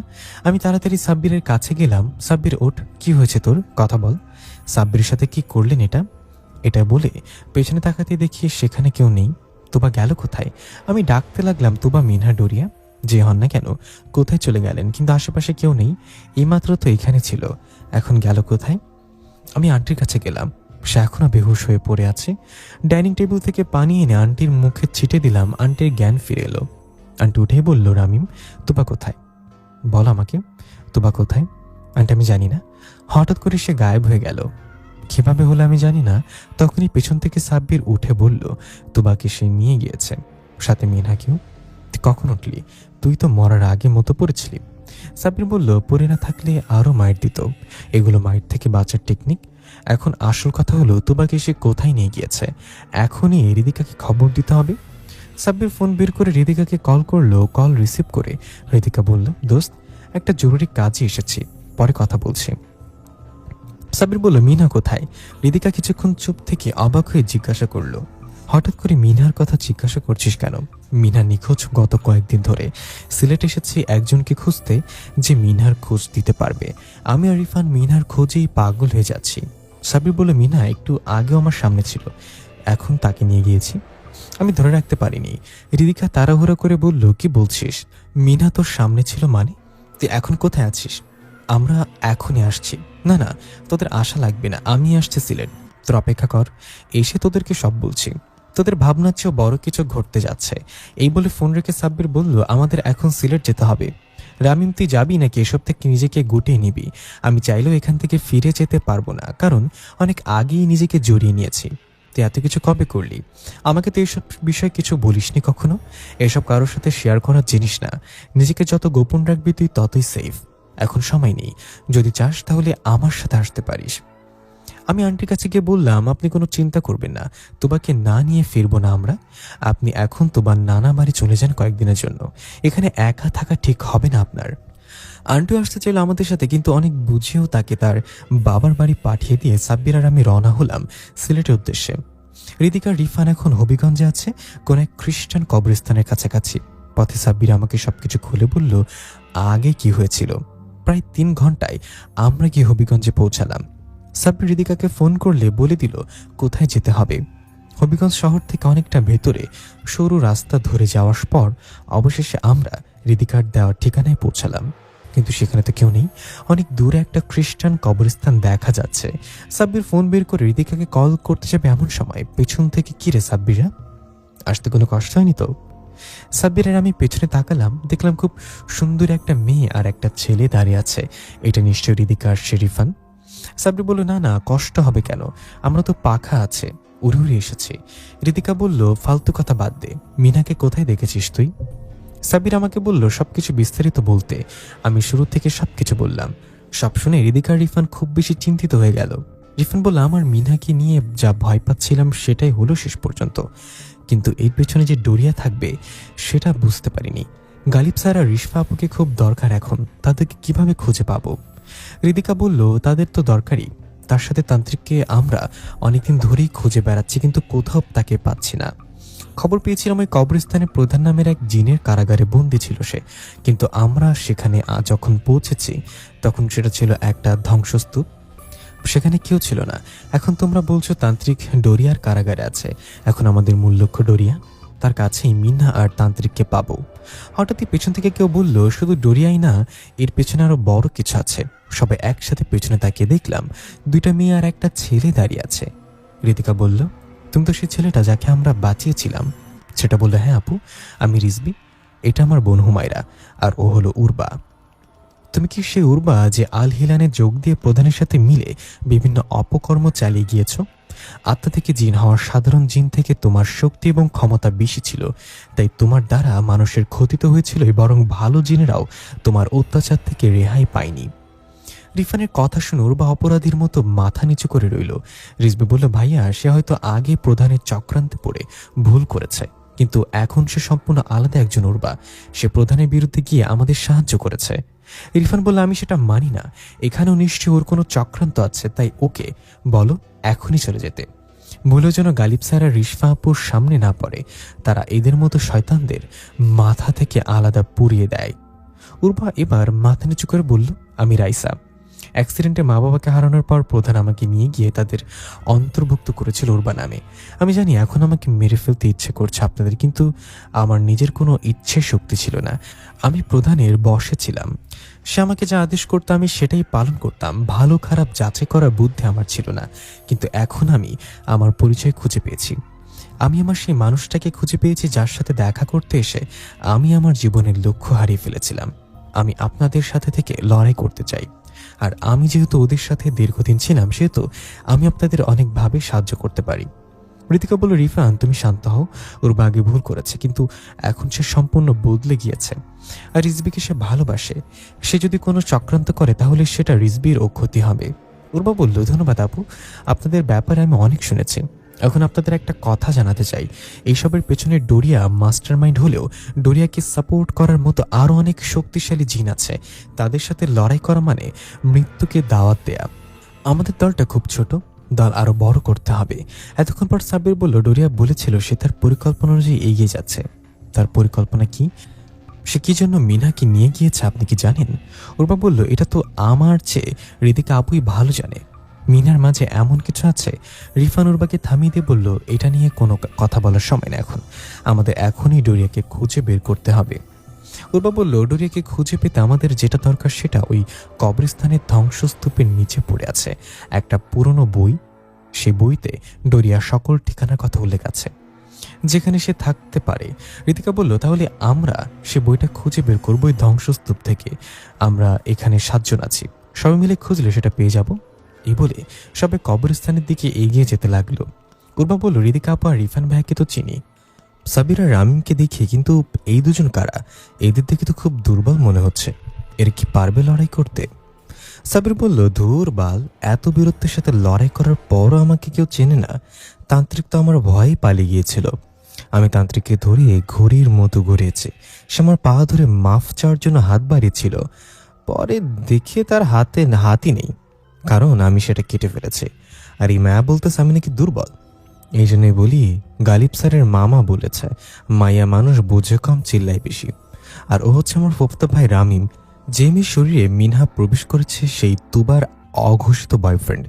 সবাই হেসে দিল। ঋতিকা বলল, থাক দোস্ত, মন খারাপ করিস না, সুযোগ পেলে রবীন্দ্রনাথ কাকার নোবেলটা চুরি করে নিয়ে তোকে দিয়ে দেবো তোর সাহসিকতার জন্য।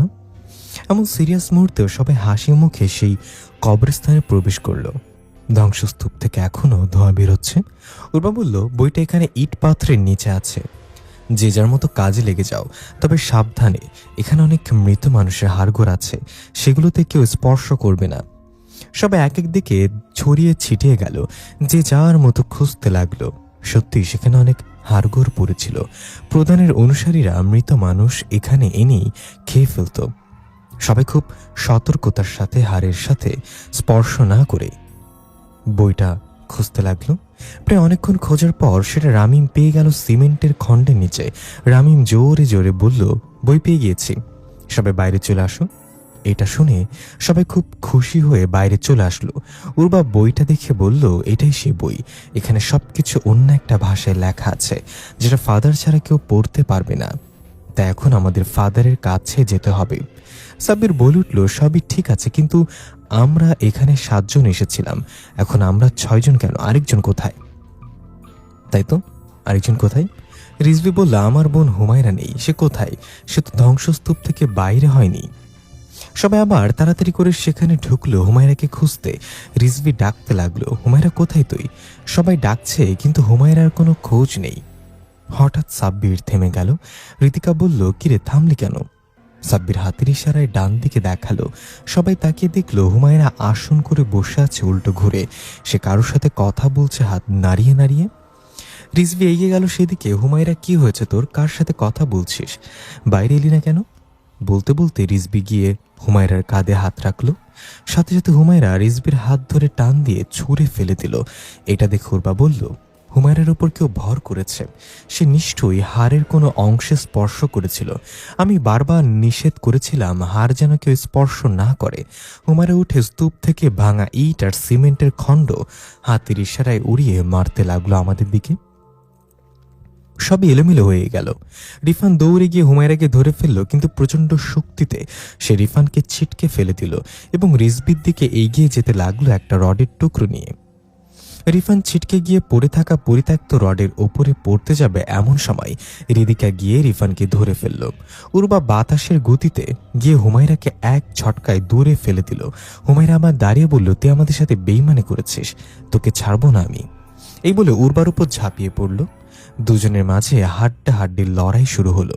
বুঝতে পারলাম হুমায়রার ওপর যে ভর করেছে সে কোনো সাধারণ জিন না, সেও প্রচণ্ড শক্তিশালী।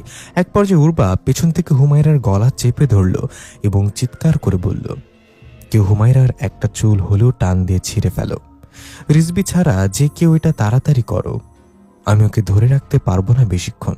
হুমায়রা হিংস্র পশুর মতো জোর খাটাচ্ছে নিজেকে ছাড়ানোর জন্য, মাথা এদিক ওদিক ঝাঁকাচ্ছে যেন কেউ চুল ধরতে না পারে। সাব্বির তাড়াতাড়ি দৌড়ে গেল। অনেক চেষ্টা করে সে হুমায়রার কয়েকটা চুল ধরে ফেলল। এর মাঝেই হুমায়রা উর্বার হাতে কামড় বসিয়ে দিল। তবু উর্বা তাকে ছাড়ল না। সাব্বির এক টানে হুমায়রার কয়েকটা চুল ছিঁড়ে নিয়ে আসলো। হুমায়রা জোরে চিৎকার করে উঠল আর বলল, উর্বা, তুই তোর বেইমানির শাস্তি পাবি, আর সাথে এদের সবাইকে মরতে হবে। এরপর ধীরে ধীরে হুমায়রা শান্ত হয়ে গেল এবং জ্ঞান হারিয়ে ফেলল। রিজভি একটু আহত হয়েছে, বাম হাত অনেকটা কেটে গিয়েছে। উর্বা বলল, আমাদের এখনই বের হতে হবে এখান থেকে, কেউ এসে হুমায়রাকে উঠাও। রামিম বলল, সাব্বির, তুই উঠা গিয়ে এই ভূতনিকে, এখানে সবাই মিঙ্গেল, তুই একমাত্র সিঙ্গেল, তাই ওকে উঠানো তোর দায়িত্ব। রিজভি হাতে ব্যথা না পেলে এটা রিজভি করত। সাব্বির বলল, সিঙ্গেল বলে আর কত খ্যাপাবি আমাকে? আমি তোদের এই কথাবার্তার তীব্র নিন্দা জানাচ্ছি আর আগামীকাল হরতাল ডাকছি। দেশের জনগণ আমার পক্ষে আছে। এই বলে হুমায়রাকে উঠিয়ে নিল সাব্বির। তারপর সেখান থেকে সবাই বের হলো। উর্বা বলল, বই আমাদের হাতে আছে, এখন ফাদারের কাছে গিয়ে জেনে নেব ডোরিয়া এই মুহূর্তে তার কোন ঠিকানায় আছে।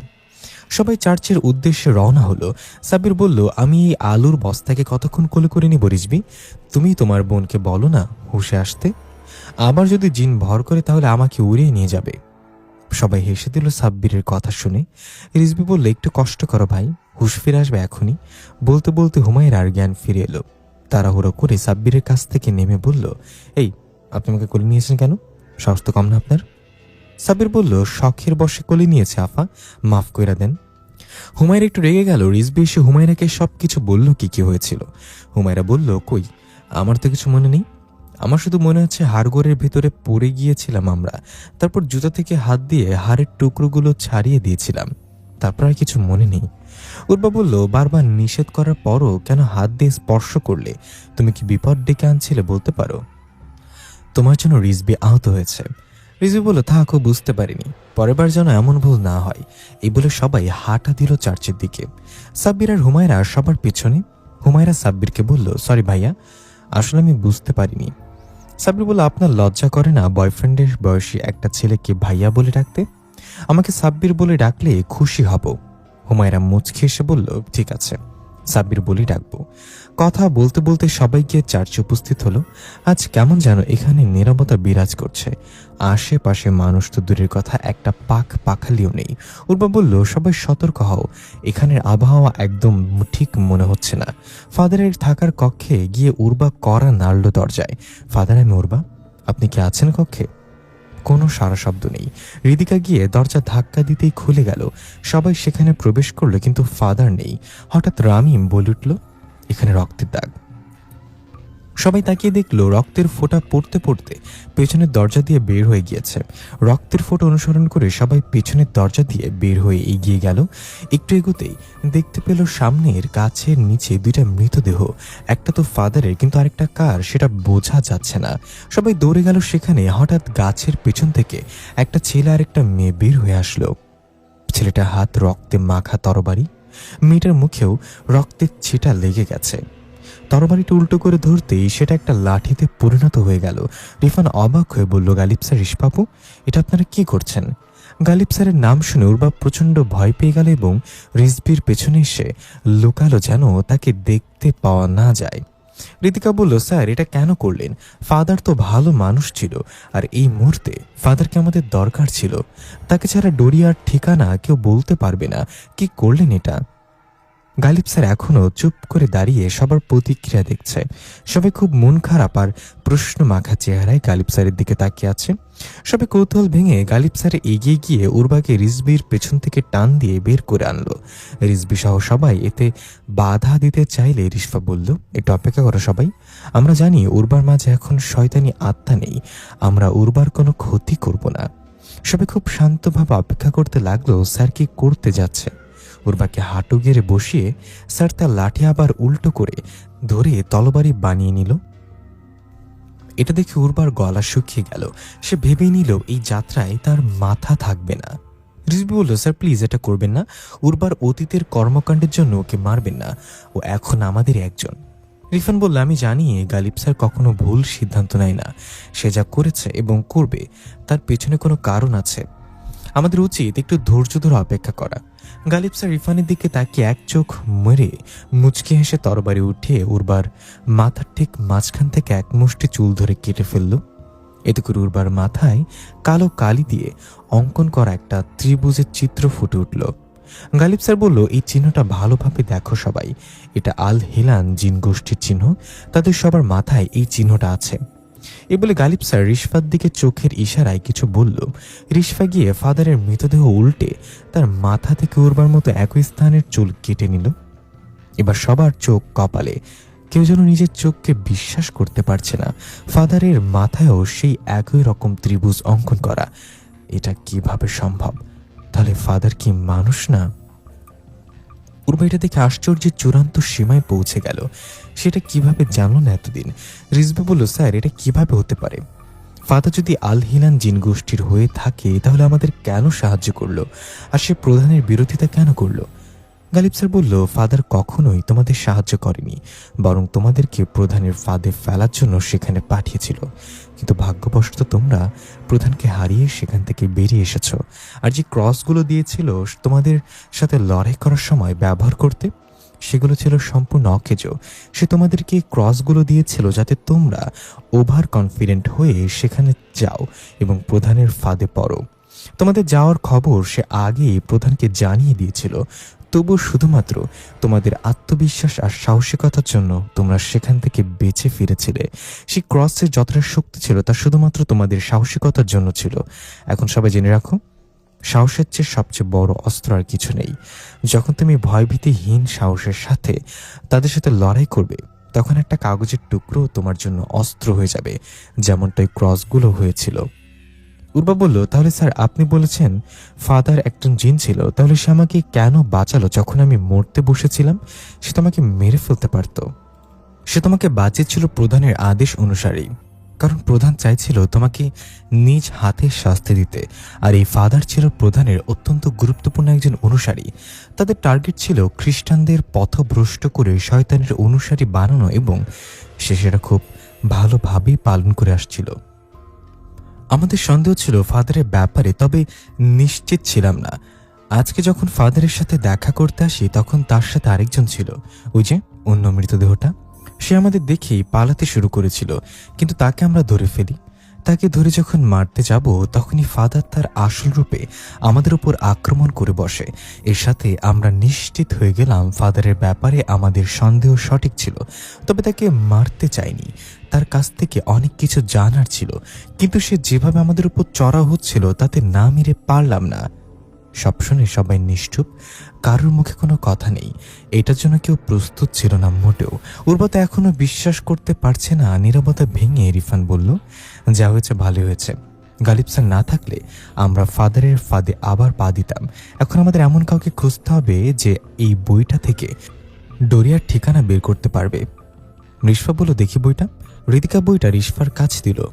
রিশফা সেটা খুলে বলল, অনেক প্রাচীন বইটা। এই বইয়ের লেখাগুলো দোহাত কলমের কালি দিয়ে লেখা, আর এর পাতাগুলো অনেক ভারী। তবে আমার কাছে অসম্ভব কিছু না এটা বোঝা। এটা প্রাচীন গ্রিক ভাষা। ইতিহাস নিয়ে মাস্টার্স করার সময় আমি এই ভাষা শিখেছি, মোটামুটি বুঝতে পারবো। সাব্বির বলে উঠল, রিশফাপু জিন্দাবাদ। আমার তো প্রথম থেকেই ফাদারের উপর সন্দেহ ছিল, এই জন্যই আমি বলেছিলাম রিশফাপু ছাড়া এটা কেউ বুঝতে পারবে না। তোরা তো কেউ আমার কথা শুনলি না। ঋতিকা বলল, চুপ চাপাবাজ, তুই এটা কখন বললি? তুইও তো আমাদের সাথে ফাদারের কাছে চলে এসেছিস নাচতে নাচতে। সাব্বির বলল, আরে আমি বলেছিলাম মনে মনে, তাই তো তোরা শুনতে পাসনি। হুমায়রা রামিম শুনেছে, তাই না হুমায়রা? হুমায়রা মাথা নেড়ে না সূচক জবাব দিল। রামিমও তা করল। সাব্বির বলল, ধুর, ইজ্জত পেলাম না। গালিব রিশফাকে উদ্দেশ্য করে বলল, দেখো তো তুমি এই বই থেকে ডোরিয়ার ঠিকানা খুঁজে পাও কিনা। রিশফা বইটা খুব মনোযোগ সহকারে পড়তে লাগলো। সবাই চুপচাপ অপেক্ষা করছে।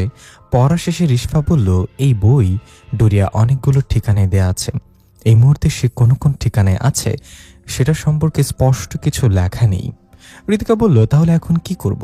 এক এক করে সব ঠিকানায় আক্রমণ করব? একটা না একটাতে তো পাবই। গালিব স্যার বলল, না, এটা করলে সময় অনেক লাগবে। এর মাঝে ডোরিয়া মিনহাকে দ্বারা উদ্দেশ্য সফল করতে ফেলবে। যেখান থেকে শুরু হয়েছিল আমরা সেখানে যাব এখন, মানে তুবাদের বাসায়। আমি নিশ্চিত মিনহা সেখানে কোনো না কোনো ক্লু তো রেখে গিয়েছে আমাদের জন্য। রিফান বলল, ঠিক বলেছেন স্যার, তাহলে আর দেরি কেন? আমরা এখনই সেখানে যাব। যেহেতু সিলেট ছিল রিজবিদের এলাকা, তাই রিফান একটা মাইক্রোবাস জোগাড় করতে বলল রিজবিকে, যাতে তাড়াতাড়ি পৌঁছানো যায়। রিজভি কাকে যেন ফোন করে গাড়ির ব্যবস্থা করে ফেলল। গাড়ি চলে আসলে ঋতিকা সাব্বিরকে বলল, এই ড্রাইভার ভালোভাবে গাড়ি চালাবেন দয়া করে। গাড়িতে লেডিস আছে, মাথায় রাখবেন। সাব্বির বলল, ড্রাইভার হোগা তেরে বাপ, আজকে তোদের কোমর ভেঙে নেব দেখিস। সবাই গাড়িতে উঠে বসলো। সাব্বির ঠিকঠাক মতো গাড়ি চালাতে লাগলো। পথেই সন্ধ্যা নেমে এলো। বিশ্ব রোড দিয়ে প্রচণ্ড গতিতে গাড়ি এগিয়ে যাচ্ছে। সবার একটাই চিন্তা, তুবাদের বাসায় গিয়ে কোনো ক্লু পাবে কিনা। হঠাৎ ধপাস করে গাড়ির ছাদে কিছু একটা পড়ল। সবাই চমকে গেল। গালিব স্যার বলল, সাব্বির, যাই হয়ে যাক গাড়ি থামাবে না। এরপর কেমন যেন একটা শব্দ আসতে লাগলো উপর থেকে। মনে হচ্ছে কোনো হিংস্র জন্তু তার ধারালো নখ দিয়ে গাড়ির ছাদে আঁচড় দিচ্ছে। ঋতিকা বলল, এতক্ষণ আমাদের সন্দেহ ছিল সেখানে গিয়ে কোনো ক্লু পাবো কিনা। এবার বিশ্বাস হয়ে গিয়েছে অবশ্যই সেখানে কিছু পাবো, এই জন্য এই বাধা সৃষ্টি করছে তারা। হঠাৎ গাড়ির সামনে দিয়ে সাদা কাপড় পরা কেউ খুব দ্রুত চলে গেল। সাব্বির কোর্সে ব্রেক করলো। গতি অনেক থাকায় একজন আরেকজনের উপরে এসে পড়ল। সাব্বির বলল, তারা আমাদের যেতে দিবেন না স্যার, বারবার বাধা সৃষ্টি করছে। গালিব স্যার বলল, সবাই নামো গাড়ি থেকে। রাস্তার এক পাশে গাড়ি সাইড করে সবাই নামলো। এরপর আশেপাশে দেখতে লাগলো। দূরপাল্লার বাসগুলো ঝড়ের বেগে চলে যাচ্ছে বিশ্ব রোড দিয়ে। অন্ধকার নেমে এসেছে। আচমকা কয়েকটা কালো বিড়াল গঙ্গাতে গঙ্গাতে রাস্তার পাশ থেকে উঠে এলো। কিছু বুঝে ওঠার আগেই বিড়ালগুলো আক্রমণ করে বসলো। এখানে কেউ এসবে ভয় পাবার মতো না, তাই বিড়ালগুলোকে ধরে ধরে কয়েকটা আছাড় দেওয়ার পর সেগুলো দৌড়ে পালিয়ে গেল। হঠাৎ সবার চোখ পড়ল রাস্তার ওপাশে একজন দানবের মতো কেউ দাঁড়িয়ে আছে। তার চেহারা দেখা যাচ্ছে না। গালিব স্যার বলল, তাকে আমি অনেক আগে একবার দেখেছিলাম। সে আমাকে ভয় দেখাতে এসেছিল, কিন্তু পাত্তা পাইনি। এবার তাকে ছাড়বো না। এই বলে স্যার তার দিকে এগিয়ে যেতে লাগলো। রামিম বলে উঠল, স্যার, আমাকে একটা সুযোগ দিন। আপনারা সবাই বড় বড় খারাপ শক্তির সাথে লড়াই করেছেন, আমারই সৌভাগ্য হয়নি। এটাকে আমার উপর ছেড়ে দিন। আমার হাত মচমচ করছে ওকে মারার জন্য। সাব্বির বলল, হ্যাঁ স্যার, ওকেও একটু ভূতের হাতে মায়ের খাওয়ার সুযোগ দেন, বেচারা দুপুরে কিছু খায়নি, মায়ের খেয়ে পেট ভরে আসুক। স্যার বলল, ঠিক আছে যাও তাহলে, দেখি তুমি আমাদের সাথে টিকবে কিনা, এটা তোমার পরীক্ষা। রামিম তার দিকে এগিয়ে গেল এবং বলল, কি ব্যাপার গরিবের বাহুবলী, ওখানেই দাঁড়িয়ে থাকবেন নাকি বেরিয়ে আসবেন? মুখ দেখাচ্ছেন না কেন? আপনার বোন কারোর সাথে পালিয়ে গিয়ে মুখে চুনকালি মেখে দিয়েছে নাকি? এটা শুনে ওই দানবটা আলোয় বেরিয়ে এলো। তার মুখটা খুব ভয়ানক ছিল, মনে হচ্ছিল যেন চেহারা দেখে মাংস খসে পড়বে। কি বিশ্রী দেখতে। রামি মনে মনে বলল, পাকনামি করতে গিয়ে ফেসে গেলাম, এটার সাথে কিভাবে লড়বো আমি? কি আর করার, সাহস করে তার উপর ঝাঁপিয়ে পড়লাম। প্রথমবার সে রাগে আমাকে এক ধাক্কা দিয়ে রাস্তার পাশে ফেলে দিল। অল্পের জন্য একটা গাড়ির সাথে অ্যাক্সিডেন্ট করলাম না। নিজেকে সামলে নিয়ে আবার দৌড়ে গেলাম তার দিকে। নিচু হয়ে তার পচা মাংসের চেহারায় ধুম করে লাগালাম এক ঘুষি। এতে সে প্রচণ্ড চিৎকার করে উঠল। সে আমার দিকে আগুনের ফুলকি ছুঁড়ে মারল। আমি সরে গিয়ে একবার তার চোখ বরাবর আঙ্গুল ঢুকিয়ে দিলাম। কালো রঙের রক্তে আমার হাত ভরে গেল। সে চিৎকার করতে করতে রাস্তা থেকে নেমে হাওয়ায় মিলিয়ে গেল। সাব্বির তাড়াতাড়ি করে পানির বোতল নিয়ে আসলে এবং আমাকে হাত ধুয়ে ফেলতে বলল। স্যার এসে আমার কাঁধে হাত রেখে বলল, তুমি পাশ মিয়া, ভালোই লড়াই করেছ। সব বাধা পেরিয়ে আবার আমরা গাড়িতে উঠে বসলাম। এরপর সোজা তুবাদের বাসায় গিয়ে পৌঁছালাম। সাব্বির এবং রামিম সবাই নিয়ে গেল তুবাদের বাসায়, কিন্তু তুবার আম্মু তো সেখানে ছিল না, তাই বাসা তালাবদ্ধ ছিল। উর্বে সে তালার মোচড় দিয়ে টাস করে ভেঙে ফেলল এবং দরজা খুলে দিল। উর্বার সে শক্তি আছে। গালিব স্যার বলল, সবাই চুপি চুপি খোঁজ শুরু করলো। মিনা কিছু না কিছু রেখে গিয়েছে, শব্দ যেন না হয়, তাহলে আশেপাশের বাসায় থাকা মানুষ এসে আমাদের ডাকাত ভেবে গণধোলাই দিবে। স্যারের কথা মতো সবাই বাসার এক এক দিকে ছড়িয়ে পড়ল। কিছুক্ষণ পর রিদিকা সবাইকে ডেকে পাশের রুমে নিয়ে গেল। সেখানে দেয়ালে শক্ত রক্ত দিয়ে একটা তারিখ লেখা ছিল, 5/6/20। রিশফা বলল, এই তারিখ কিসের ইঙ্গিত বহন করে স্যার? এটা কি মিনা রেখে গিয়েছে আমাদের জন্য? এই তারিখ কি হয়েছিল? রিফান বলল, এটা তো মিনার জন্ম তারিখও না, বা আমার বা রিদিকার জন্ম তারিখও না, তাহলে এটা দ্বারা কি বুঝে গেল মিনা? সবাই এটা নিয়ে চিন্তায় পড়ে গেল। গালিব স্যার দেয়ালের কাছে গিয়ে এক নজরে তারিখটার দিকে তাকিয়ে রইল। কিছুক্ষণ তাকিয়ে থাকে, চোখ বন্ধ করে কিছু ভাবতে লাগলো। হঠাৎ বলে উঠল, এটা যে তারিখ হবে সেটা এমন কোনো কথা না, অন্যভাবে ভাবলে এটা 3টা সংখ্যা আছে। রিশফাকে উদ্দেশ্য করে বলল, ওই পুরনো বইটাতে কত পৃষ্ঠা আছে? রিশফা বলল, 20 পৃষ্ঠা আছে। গালিব স্যার হাসিতে বলল, তার মানে 5/6/20, এটা কোনো তারিখ না, এই সংখ্যাগুলো দিয়ে ওই বইয়ের পৃষ্ঠা বোঝানো হয়েছে। রিশফা তাড়াতাড়ি বই খুলে 5 নম্বর পৃষ্ঠায় গেল। সেখানে লেখা আছে, শ্যাওলা পরা 3তলা বিশিষ্ট ইমারত। এরপর গেল 6 নম্বর পৃষ্ঠায়। সেখানে লেখা, দেয়ালে থাকা পোকামাকড়গুলো জীবিত হয়ে যাবে, তখন তারা মানুষের জন্য হুমকি হয়ে দাঁড়াবে। এরপর 20 নম্বর পৃষ্ঠায় গেল। সেখানে লেখা, পচা দুর্গন্ধযুক্ত নালার পানি থেকে অনেক মৃত মানুষ উঠে আসবে, তারা আমাদের দলে যোগ দিবে। রিদিকা বলল, এটা কেমন ক্লু? এখানে তো কিছু স্পষ্ট করে বোঝানো হলো না। এই কথাগুলো দিয়ে ডোরিয়ার কিভাবে ঠিকানা বের করব? সবাই এটা নিয়ে হতাশ হলো এবং মন খারাপ করে বসে পড়ল। তার মানে রিদিকা যেটা বলেছে সেটাই করতে হবে, এক এক করে ডোরিয়ার সব ঠিকানায় আক্রমণ করতে হবে। গালিব স্যার হেসে বলল, তোমরা খুব তাড়াতাড়ি হতাশ হয়ে যাও, এটা ভালো লক্ষণ না। এখানে যেভাবে ঠিকানা দেওয়া হয়েছে সেটা তোমাদের জন্য কঠিন হলেও আমার আর রিশফার জন্য এটা অনেক বোঝা হয়ে গিয়েছে। আমরা চিনি এই জায়গা, তাই না রিশফা? রিশফা বলল, নিজের ঠিকানা কি কেউ ভুলতে পারে স্যার? এটা আমার মা আর বোনের ঠিকানা ছিল, যেখান থেকে সবকিছু শুরু হয়েছিল। মিনা দেয়া ক্লু অনুযায়ী ডোরিয়া এই মুহূর্তে সেখানে আছে। রিফান বলল, ডোরিয়া যদি সেখানে থাকে তাহলে নিশ্চয়ই মিনহা, তুবা এবং তান্ত্রিক সেখানে আছে। আমাদের প্রথমে তান্ত্রিককে উদ্ধার করতে হবে। তান্ত্রিকই পারবে মিনহাকে স্বাভাবিক মানুষে পরিণত করতে এবং ডোরিয়ার হাত থেকে রক্ষা করতে। সবাই রওনা হলো ডোরিয়ার উদ্দেশ্যে। এখন তারা তাদের গন্তব্য জানে, তাদের কি করতে হবে তাও জানে। ডোরিয়া এবং সকল অশুভ শক্তি শেষ করা হবে। নিচে যেতে একজন সাইজের ছোট মানুষ পথ আটকে দাঁড়ালো। দেখে মনে হচ্ছে বয়স হবে 40 বছর, কিন্তু সাইজ 5 বছরের বাচ্চাদের মতো। সে বলল, আপনারা কারা? এই কলোনিতে তো আগে কখনো দেখিনি, তারপর এত রাতে। এখনই পুলিশকে ফোন দিচ্ছি, দাঁড়ান। সাবির বলল, সাইজ হিসেবে একটু বেশি বলে ফেলেছেন না ভাই? আমার তো মনে হয় আপনি এখন পুরোপুরি জন্ম নেননি। আরও বাকি আছে। এটা বলাতে লোকটা আরো বেশি রেগে গেল। ঋতিকা বলল, তুই একটু চুপ থাকতে পারস না? খালি পটর পটর করস কেন? রামিম বলল, আরে আঙ্কেল, আমাকে চেনেননি? আমি তো এই কলোনিতে থাকি। আপনাকে তো আমি চিনি। প্রতিদিন আপনার বউ আপনাকে কোলে নিয়ে সিঁড়িতে নামে, মাঝে মাঝে ইচ্ছা মতো কেলানি দেয়। এবার লোকটা একটু ইতস্তত বোধ করে বলল, থাক ভাই, আর গোপন কথা ফাঁস করা লাগবে না। আপনারা যেখানে যাচ্ছিলেন যান, আমিও যাই। এই বলে লোকটা চলে গেল। গালিব স্যার রিশফার দিকে তাকিয়ে একটা মুচকি হাসি দিল। সব এটা খেয়াল করলো। রিজবি বলে উঠল, স্যার, আপনার ঘরেও কি রেসলিং চলে নাকি? না মানে শুনেছি মারপিট করলে নাকি ভালোবাসা বাড়ে। রিশফা বলল, এই জন্যই তো আমাদের মাঝে এত ভালোবাসা, তাই না স্যার? গালিব হালকা কাশি দিয়ে বলল, ঘরের কথা বাইরে বলা ভালো না। সবাই হেসে দিল। সাব্বির বলে উঠল, ব্রেকিং নিউজ, গালিব স্যার ও বউয়ের কাছে ধরাশায়ী। দিন শেষে আল্লাহ চাইলে আমি একদিন ধরাশায়ী হব। হুমায়রার দিকে তাকিয়ে হুমায়রা লজ্জা পেয়ে একটু মুচকি হাসি দিল। রিফান বলল, স্যার, তাহলে এখন আমরা আমাদের গন্তব্য জানি, যাওয়া যাক। সবাই গাড়িতে উঠে বসলো। গাড়ি চলতে শুরু করলো। গালিব স্যার একটু চিন্তিত, কারণ ডোরিয়া এত জায়গা থাকতে রিশফাদের সেই পুরনো বাসায় কেন বেছে নিল? ডোরিয়ার মনে কি চলছে, আর সে মিনহার কাছে বা কি চায়?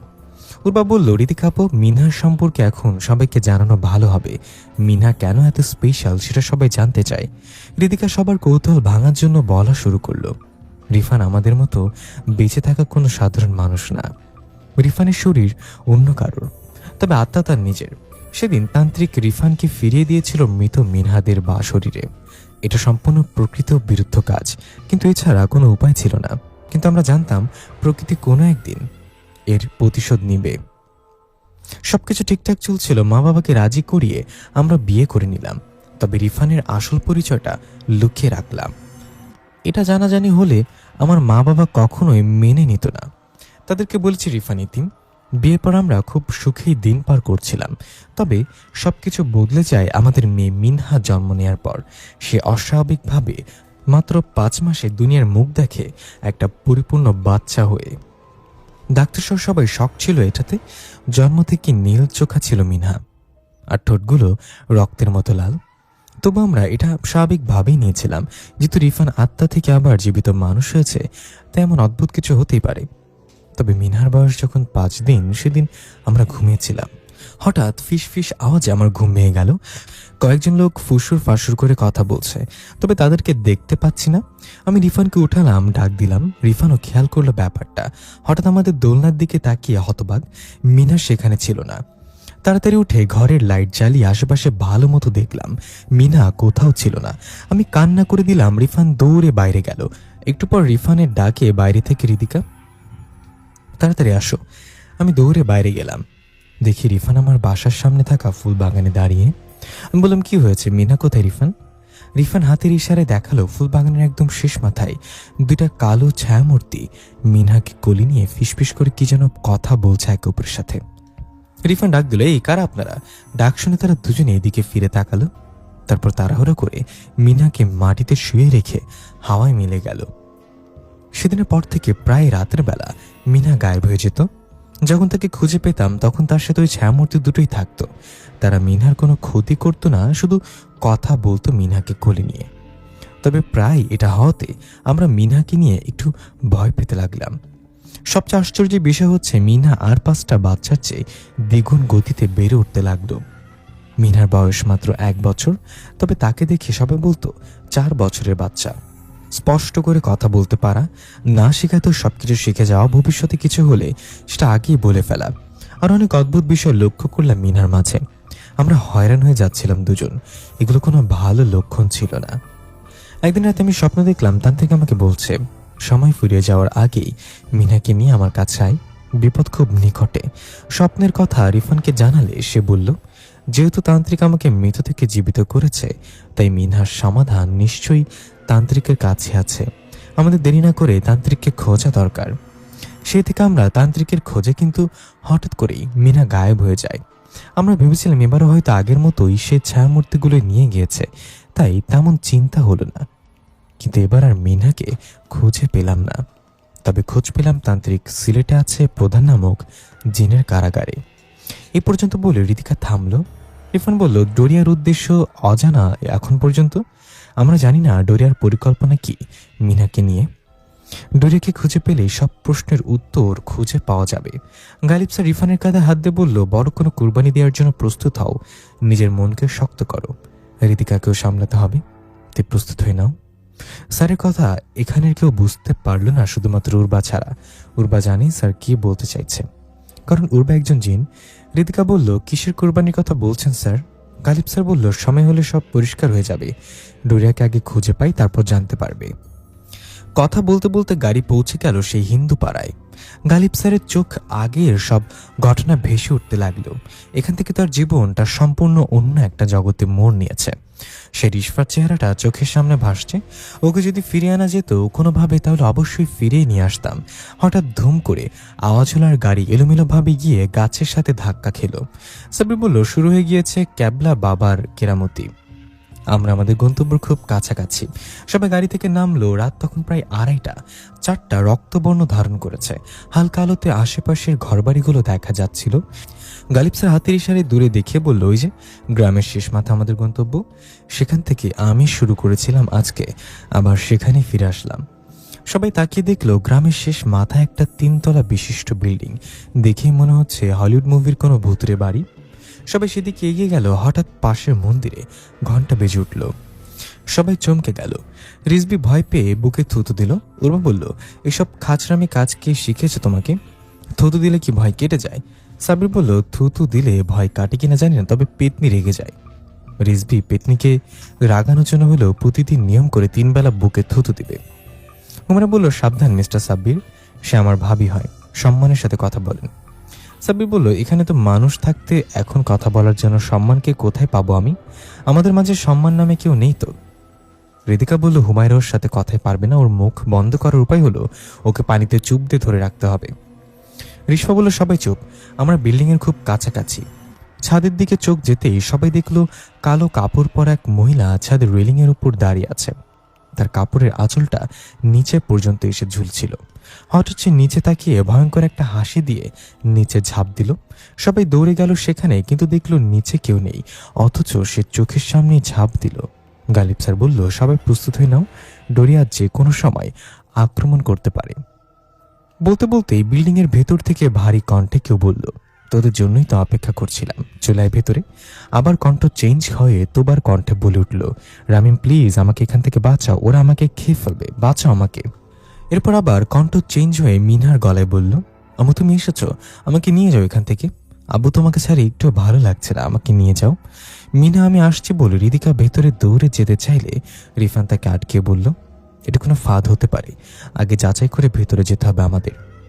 রিদিকা কোনো কথা মানছে না, বারবার বলছে মিনার সাহায্য প্রয়োজন রিফান, আমাকে ছাড়ো, আমি গিয়ে মিনাকে নিয়ে আসবো।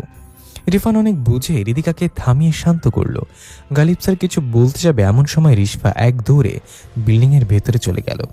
সবাই অপ্রস্তুত হয়ে গেল এবং এবার কিছু না ভেবেই সব একসাথে দৌড়ে বিল্ডিংয়ে প্রবেশ করলো।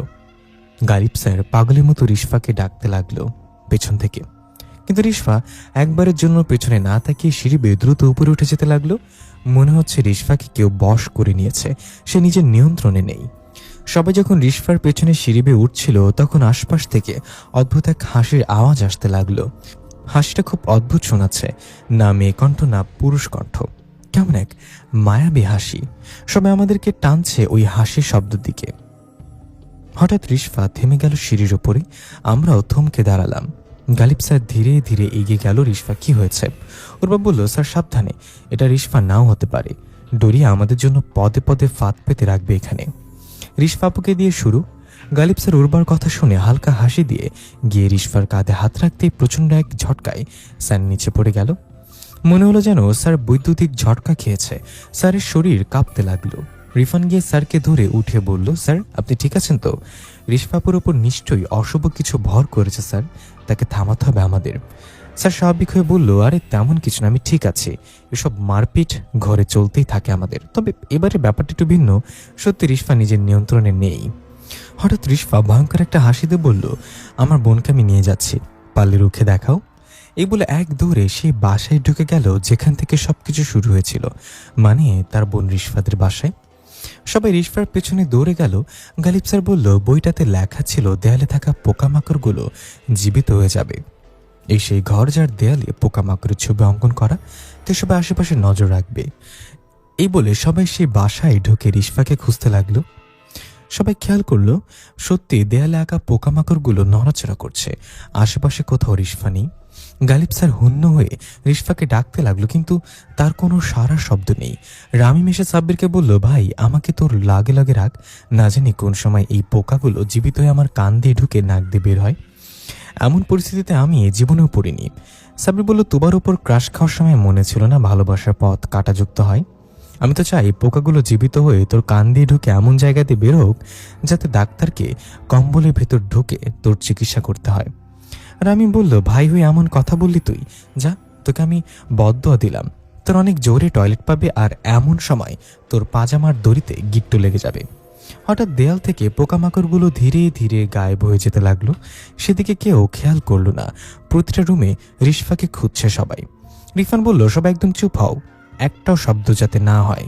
সবাই নিজেদের জায়গা থেকে দাঁড়িয়ে চুপচাপ নিস্তব্ধতায় লক্ষ্য করলো ওয়াশরুম থেকে টুপটুপ পানি পড়ছে। হঠাৎ ভয়ঙ্করভাবে চিৎকার ওয়াশরুম থেকে। এটা রিশফার গলা। গালিব স্যার ওয়াশরুমের দিকে এগিয়ে গেল আস্তে আস্তে। দরজা ধাক্কা দিতেই দেখা গেল রিশফাকে আয়নার ভেতরে টেনে নিয়ে যাচ্ছে কেউ। রিশফা প্রাণপণে চেষ্টা করছে তার থেকে নিজেকে ছাড়ানোর, কিন্তু পারছে না। তাড়াতাড়ি গালিব স্যার গিয়ে এক টানে রিশফাকে বাইরে নিয়ে আসলো। রিশফা হাঁপাতে হাঁপাতে দম নিতে লাগলো, কোনো কথা বলতে পারছে না। সাব্বির দৌড়ে গেল গাড়িতে থাকা পানির বোতল আনতে। রিশফার গলা শুকিয়ে গিয়েছে, পানি খেতে হবে। রিশফা কিছু বলার চেষ্টা করছে, কিন্তু তার মুখ থেকে আওয়াজ বের হচ্ছে না। গালিব স্যার বলল, তুমি আগে শান্ত হও, পরে শুনবো সব। এটা বলে হঠাৎ গালিব স্যারের চোখ বড় বড় হয়ে গেল। অবাক হয়ে সবার দিকে তাকিয়ে বলল, ওয়াশরুম আয়না কিভাবে এলো? এই আয়না তো নষ্ট করে দেয়া হয়েছিল। তার মানে রিশফা ফিরে এসেছে। ঋতিকা বলল, রিশফা মানে যে মারা গিয়েছিল সেই রিশফা, সে কেন ফিরে আসবে? গালিব স্যার কিছু না বলে চিন্তার ভাঁজ চেহারাতে নিয়ে সেই আয়নার দিকে তাকিয়ে রইল। আয়নার নিচের সেই ভাঙা অংশটা এখনো দাগ হয়ে আছে। ঋতিকা আবার বলল, স্যার আপনি কিছু ভাবছেন? রিশফা কি সত্যি ফিরে এসছে? যদি এসে থাকে তাহলে আমরা এই আয়নাটা ভালোভাবে ভেঙে ফেলে এখনই। স্যার বলল, আয়না ভেঙে ফেললেই এর সমাধান হবে না ঋতিকা। রিশফা নিজের ইচ্ছাতে ফিরে আসেনি, তাকে নিয়ে আসা হয়েছে। সাব্বির পানি নিয়ে আসলে রিশফা শুকিয়ে যাওয়া গলা ভিজিয়ে নিল। এরপর স্বাভাবিক হয়ে বলল, স্যার আপনার ধারণা একদম ঠিক, আমার বোন ফিরে এসেছে। আমি স্পষ্ট তাকে আয়নাতে দেখতে পেয়েছি। সে আমাকে ডাকছিল আয়নার ভিতর থেকে।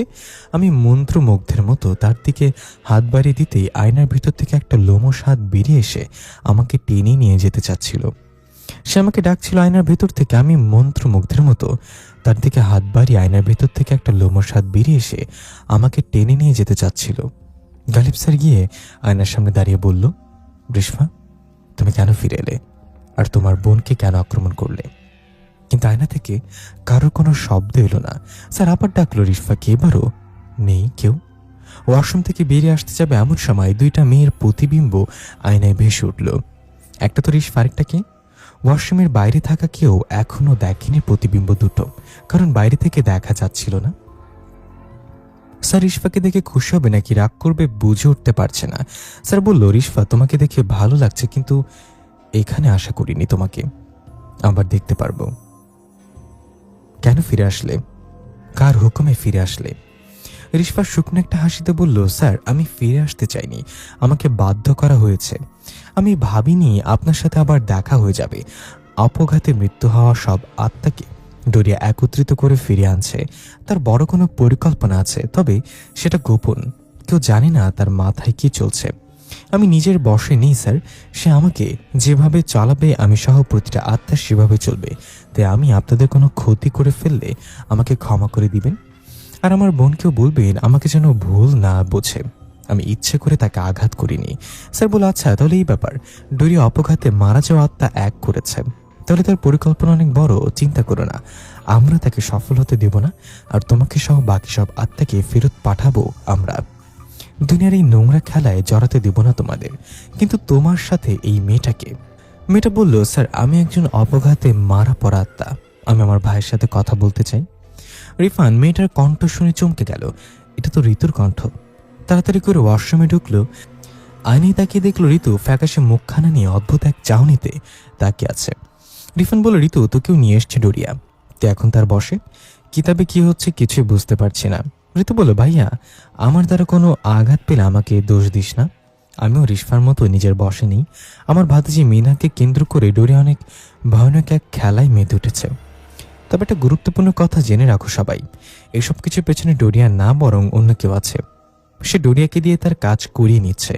সে কে আমরা কেউ জানি না, সময় হলে সে আত্মপ্রকাশ করবে। আরও কিছু বলতে যাবে ঋতু, এমন সময় একটা বিকট শব্দ হলো। সাথে সাথে রিশফা আর ঋতু কালো ধোঁয়ার মতো মিশে গেল। শব্দটা ছাদ থেকে এসেছে। গালিব স্যার বলল, আমরা যা ভেবেছিলাম তার চেয়ে বড় কোনো পরিকল্পনা নিয়ে আগাচ্ছে ডোরিয়া। আমাদের আরও বেশি সতর্ক হতে হবে।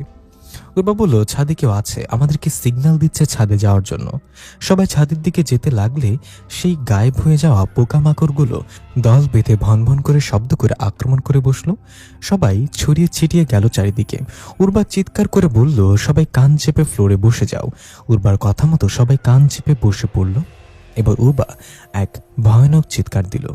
চিৎকারে সব পোকামাকড়গুলো টাস টাস করে বেলুনের মতো ফুটে পড়তে লাগলো। উর্বার চিৎকার করার সবার কান চেপে রাখা সত্ত্বেও খুব লাগলো। কয়েক সেকেন্ডের জন্য কেউ কানে কিছু শুনতে পেল না। পরিস্থিতি স্বাভাবিক হলে সবাই ছাদের দিকে যেতে লাগলো। যাওয়ার সময় সাব্বির রিজবির কানের কাছে গিয়ে বলল, যদি কান বাঁচাতে চাও তাহলে ভুলেও কখনো উর্বার সাথে ঝগড়া করো না। এক চিৎকারে তোমার কানের টাওয়ার ভেঙে ফেলবে। তারপর সারা জীবন শুধু হ্যালো হ্যালো করে বেড়াতে হবে। রিজবি বলল, ঠিক বলেছে ভাই, ঝগড়ার কথা বাদ দাও। আমি তো ওর সাথে রাগ হব হাসি মুখে। উর্বা বলল, আমি কিন্তু শুনে ফেলেছি তোমরা আমাকে নিয়ে কি বলছো। সাব্বির বলল, ভাই এই মেয়ের কান তো খরগোশের মতো খাড়া, তুমি সামলাও, আমি গালিব স্যারের সাথে আছি। বলতে বলতে সবাই ছাদে পৌঁছে গেল। আশেপাশে তাকিয়ে দেখল কেউ নেই। হঠাৎ চিলেকোঠার ঘরটা থেকে লোহার ঝনঝন শব্দ ভেসে আসলো। সেদিকে এগিয়ে যেতেই এবার পেছন থেকে সে অদ্ভুত হাসির শব্দ ভেসে আসলো। সবাই পেছনে তাকিয়ে দেখলো কয়েকজন আলোর মতো সাদা পোশাকধারী দাঁড়িয়ে এক অপরের সাথে কি যেন বলা বলি করছে এবং বলা শেষে অদ্ভুতভাবে হাসছে। বোঝা যাচ্ছে তারা কিছু একটা নিয়ে ঠাট্টা করছে। উর্বা তাদের দিকে এগিয়ে গেলে হঠাৎ করেই তারা আবার অদৃশ্য হয়ে গেল। উর্বা বলল, আমরা এই কয়জন মিলে ডোরিয়ার বিশাল আত্মা বাহিনীর সঙ্গে লড়াই করব, এটা নিয়ে ঠাট্টা করছিল আর হাসছিল। স্যার বলল, তারা আমাদের মনোবল ভেঙে দিতে চায়, তাই কেউ এসবে কান দিবেন না। এখানে আমরা কিছু না কিছু পাবো। এই চিলেকোঠাতেই আমি সর্বপ্রথম ডোরিয়ার আসল রূপের সাথে পরিচিত হয়েছিলাম। এটা নিশ্চয়ই ডোরিয়ার কোনো ফাঁদ, তাই আমরা সবাই একসাথে না গিয়ে আলাদাভাবে যাব। স্যার প্রথমে রামিমকে বলল সামনে এগিয়ে গিয়ে চিলেকোঠার দরজা খুলতে এবং সতর্ক থাকতে। রামিম আস্তে আস্তে গিয়ে চিলেকোঠার দরজায় ধাক্কা দিল। দরজা খুলতেই রামিমের দিকে একটা লোহার টুকরো উড়ে আসলো। রামিম সরে যেতে চেয়েও পারল না। লোহার টুকরোটা এসে রামিমের হাতে বিঁধে গেল। রামিম সেদিকে ধ্যান না দিয়ে বলল, স্যার এখানে কাউকে শিকল দিয়ে বেঁধে রাখা হয়েছে। সবাই দৌড়ে গেল চিলেকোঠার ঘরে। সবাই হতবাক হয়ে গেল। একটা লোককে আগুনের শিকল দিয়ে বেঁধে রাখা হয়েছে। লোকটা চুল, দাঁত, হাত পায়ের নখ সব বড় বড়। দেখে মনে হচ্ছে অনেকদিন যাবৎ এখানে বন্দি সে। ঋতিকা ভালোভাবে লক্ষ্য করে বলল, তান্ত্রিক মশাই এটা কি আপনি? লোকটা তার কাপা কাপা মাথা তুলে বলল, হ্যাঁ আমি তান্ত্রিক জিন। তোমরা কারা? তান্ত্রিকের এমন অবস্থা দেখে সবাই খুব কষ্ট পেল। যদি সে আগে অনেক খারাপ ছিল, কিন্তু এখন তো সে আলোর পথে ফিরে আসতে চেয়েছিল। ডোরিয়া সেটা হতে দেয়নি। রিফান এগিয়ে গিয়ে বলল, তান্ত্রিক মশাই আমি রিফান আর ও ঋতিকা। আপনার কি মনে আছে একসময় আপনি আমাদের মারার জন্য অনেক চেষ্টা করেছিলেন? তান্ত্রিক তার লম্বা লম্বা নখ দিয়ে দাড়ি চুলকাতে চুলকাতে বলল, আচ্ছা তোরা, হ্যাঁ মনে থাকবে না কেন? আমি মৃত্যুর খুব কাছাকাছি বাছা। তোরা এখানে কি করছিস? ডোরিয়া জানলে তোদের মেরে ফেলবে তো। ঋতিকা বলল, আমরা আপনাকে ছাড়িয়ে নিয়ে যাব। একটা বড় বিপদ ধেয়ে আসছে আমাদের দিকে তান্ত্রিক মশাই। আমাদের মেয়ে মিনহাকে দিয়ে ডোরিয়া ভয়ানক কিছু পরিকল্পনা করছে। শুধুমাত্র আপনিই বলতে পারেন ডোরিয়াকে কিভাবে পরাজিত করা যায়। তান্ত্রিক বলল, আমি তো এখানে বন্দি, কিভাবে তোদের সাহায্য করব? এই আগুনের শিকল তোরা ভাঙতে পারবি না। এই শিকলে 100 মানুষের তাজা রক্ত লাগিয়ে এটাকে অনেক মজবুত করা হয়েছে। এটা আমার পা থেকে খুললেই আমি সাথে সাথেই মারা যাব। দয়া করে তোরা এই কাজ শিকলটা আমার পা থেকে খুলে আমাকে এই বন্দি জীবন থেকে মুক্তি দে। মৃত্যু আমাকে ডাকছে। তার বদলে আমি তোদেরকে বলে দেব ডোরিয়াকে কিভাবে হারাতে পারবি। গালিব স্যার এগিয়ে এসে বলল, না তান্ত্রিক মশাই, আমরা আপনাকে মারব না। আপনাকে সাথে নিয়ে ডোরিয়ার সাথে লড়াই করব। যেহেতু এটা আপনার পা থেকে খুললে আপনার মৃত্যু হবে, তাই এটা না খুলে অন্য পাশ থেকে ভেঙে আপনার শরীরের সাথে জড়িয়ে নিন। লড়াই করার সময় এটা কাজে আসবে। তান্ত্রিক বলল, তুই অনেক বুদ্ধিমান বাছা, কিন্তু শিকল ভাঙবে কিভাবে? তোদের কারো কাছে তো এমন কোনো শক্তি নেই। স্যার বলল, আমাদের শুক্তে এখনো দেখলেন কই মশাই? আমরা মুরগির ডিম দেখে বলে দিতে পারি এটা ব্যাডা মুরগা হবে নাকি বেডি মুরগি হবে। তান্ত্রিক সবে হেসে দিল। সবে বলল, তান্ত্রিক মশাই, আপনি হাসছেন দেখে ভালো লাগলো, কিন্তু আপনার পোকা খাওয়া দাঁত দেখে আমার তরমুজের বীজের কথা মনে পড়ে গেল। ছোটবেলা অনেক চকলেট খেতেন নাকি? তান্ত্রিক বললে, এই ছোকরাটা বেশি কথা বলে, তারপর টাইমিং ভালো। এখন কথা না বলে আমাকে মুক্ত করার ব্যবস্থা কর জলদি। তোদের সাথে তো একজন জিনও আছে, এই উর্বাকে আমি চিনি। আমি যখন প্রধানের কারাগারে ছিলাম তখন ওর সম্পর্কে শুনেছিলাম। গালিব স্যার তার লাঠিটা উল্টো করে তরবারি বানিয়ে নিল। এরপর উর্বাকে বলল, সামনে এসে দাঁড়াতে, যাতে আগুনের ফুলকিগুলো ছিটকে গিয়ে ওদের গায়ে না পড়ে। উর্বার সামনে দাঁড়ালো। স্যার শিকলে আঘাত করলো তরবারি দিয়ে। আগুনের ফুলকি বের হচ্ছিল। তান্ত্রিকের মুখে ভয়ানক হাসি। তার হাসির রহস্য কেউ বুঝতে পারল না। এটা মুক্তি পাওয়ার হাসি নাকি অন্য রহস্য? কয়েকবার শিকলে আঘাত করার পর সেটা ভেঙে গেল। তান্ত্রিক হাসতে হাসতে উঠে দাঁড়িয়ে শিকলটা নিজের শরীরে জড়িয়ে নিল এবং বলল, কখনো ভাবিনি ডোরিয়ার কারাগার থেকে মুক্তি পাবো। এবার ডোরিয়াকে আমি বুঝিয়ে দেব কে বেশি শক্তিশালী। এই বলে তান্ত্রিক অট্টহাসিতে পুরো বিল্ডিং কাঁপিয়ে দিল। ঋতিকা বলল, তান্ত্রিক মশাই হাসি থামিয়ে বলেন, এখন আমাদের কি করতে হবে? আমরা এখানে ডোরিয়ার খোঁজে এসে আপনাকে পেয়েছি। তাহলে ডোরিয়া কোথায়? মিনাকে নিয়ে তার পরিকল্পনা কি? মিনা কেন এত স্পেশাল? ছোটবেলা থেকে মিনা কেন সব বাচ্চার থেকে আলাদা? সব প্রশ্নের উত্তর আপনার কাছে আছে হয়তো। তান্ত্রিক হাসি থামিয়ে বলল, মিনা এমন একটা বাচ্চা যার দ্বারা সকল আত্মাকে জীবিত মানুষের শরীরে ঢুকিয়ে পুরো পৃথিবীকে নিজের নিয়ন্ত্রণে নিয়ে যাওয়া যাবে। ডোরিয়া সেটাই করছে। রিফানের মৃত্যু থেকে জীবিত হওয়া সেই ছিল সবচেয়ে বড় ভুল, কিন্তু এটা না করলে সেদিন তোরা তা আমাকে মেরে ফেলতি। আগামীকাল সূর্যগ্রহণ। এই সূর্যগ্রহণের আলো যদি মিনার শরীরে লাগে তাহলে মিনা লবণের মতো গলে যাবে এবং ডোরিয়া তার উদ্দেশ্য সফল করে ফেলবে। সে পুরো পৃথিবীর মানুষকে বশে নিয়ে আসবে, সাথে তোরাও তার বশে চলে যাবি। তখন আর কারোর কোনো শক্তি কাজে আসবে না, শুধুমাত্র মানুষই না, সকল জিনও তার নিয়ন্ত্রণে থাকবে। রামিম বললে, এইসব কিছুর মাঝে তুবা কেন আসলো? তুবার সাথে তো এখানে কারোর কোনো সম্পর্ক নেই। তান্ত্রিক বলল, তুবা অনাকাঙ্ক্ষিতভাবে এসে গিয়েছে। তারা যখন মিনাকে নিয়ে যাচ্ছিল তখন মিনার হাত থেকে নীল রঙের একটা আংটি পড়ে গিয়েছিল। সে আংটি তুবা পেয়ে যায় কোনোভাবে এবং সেটা নিজের আঙ্গুলে পরে নেয়। এতে করে মিনা তুবার শরীরে প্রবেশ করে ফেলে। এটা ডোরিয়ার পরিকল্পনার অংশ ছিল না, এবং সূর্যগ্রহণের আগে তুবার হাত থেকে ওই আংটি খোলা যাবে না। তাই ডোরিয়া তার পরিকল্পনা অনুযায়ী একটু বদলে তুবাকেও নিয়ে গিয়েছে। রিশফা অবাক হয়ে বলল, আপনি বন্দি থাকা সত্ত্বেও এত সব কিছু জানেন কিভাবে? তান্ত্রিক এবার একটু থতমত খেয়ে বলল, আসলে ডোরিয়া দলের মাঝে আমার একজন অনুসারী আছে যে এখন আমাকেই মেনে চলে। তার দ্বারাই এই অ্যাব আমি জেনেছি। রিফান বলল, সেসব কথা ছাড়েন, এখন বলেন তাহলে ডোরিয়াকে হারানোর উপায় কি? এটা কোনোভাবেই হতে দিতে পারি না আমরা। একটা শয়তান আমাদের সবাইকে নিয়ন্ত্রণ করবে, এটা আমরা কেউ মেনে নিতে পারি না। তান্ত্রিক এবার গালিব স্যারের দিকে তাকিয়ে বলল, উপায় তো একটা আছে, সেটা গালিবও জানে, উর্বাও জানে, কিন্তু সেটা অনেক কঠিন হবে তো ওদের জন্য। স্যারের কথা ঘুরিয়ে বলল, এখন এসব না বলি আমরা, আপনি আমাদের ডোরিয়ার কাছে নিয়ে যেতে পারবেন। ডোরিয়া ওয়াদা ভঙ্গ করে কেন আবার এই নোংরা খেলায় জড়ালো সেটা জানতে হবে। তান্ত্রিক বলল, ডোরিয়ার ঠিকানা জানতে হলে আমাকে ধ্যানে বসা লাগবে। এর জন্য দরকার হবে বিল্ডিংয়ের পেছনে থাকা নালা থেকে এক বাটি পানি এবং আগুন জ্বালানোর জন্য কিছু লাকড়ি। সাব্বির এবং রামিম চলে গেল এগুলোর যোগান আনতে। এদিকে তান্ত্রিক ধ্যানে বসার প্রস্তুতি নিচ্ছিল। সবার চেহারায় একরাশ চিন্তার ছাপ। কি হতে যাচ্ছে সামনে? ডোরিয়া বাহিনীর সাথে লড়াই করে টিকে থাকা যাবে কিনা? এটা হবে শেষ লড়াই, হেরে গেলে সব শেষ হয়ে যাবে। সাব্বির এবং রামিম বিল্ডিংয়ের পেছনে গেল নালা থেকে পানি আনতে। রামিম বলল, সাবধানে ভাই, ওই বইতে লেখা ছিল নালা থেকে মৃতরা উঠে আসবে। যদি সত্যি তাই হয় তাহলে কি হবে? সাব্বির বলল, কি আর হবে, তাদের উদ্দেশ্য তোকে বলি দিয়ে দেব। তারা এমন তাজা বলি পেয়ে আমাকে ছেড়ে দিবে। যান বাজানো ফরজ, ফোন নিয়ে তুই আমাকে বলি দিবি তাই না? এই বলে সাব্বিরকে কিল ঘুষি দিতে লাগলো। সাব্বিরও হাসতে হাসতে মজা করতে লাগলো। নালার কাছে পৌঁছে সাব্বির বলল, তুই দাঁড়া, আমি পানি নিচ্ছি।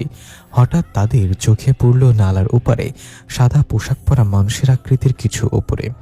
কিছু বুঝে ওঠার আগেই সেটা ধাপ করে পানিতে লাফ দিল। সাব্বিরের কাছে মনে হলো ওটা একা ছিল না, সাথে আরো কয়েকজন লাফ দিয়েছে। রামিমকে সাবধান করে সাব্বির এগিয়ে গেল নালার কাছে, গিয়ে বোতলে পানি নিচ্ছিল। বোতল প্রায় ভরে এসছে এমন সময় খপ করে সাব্বিরের হাত কেউ ধরে ফেলল।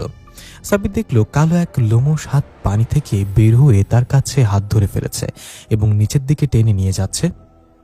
সাব্বির বলল, রামিম আমাকে পেছন থেকে টান দিয়ে ধর। কিন্তু রামিম কোনো কথা বলছে না।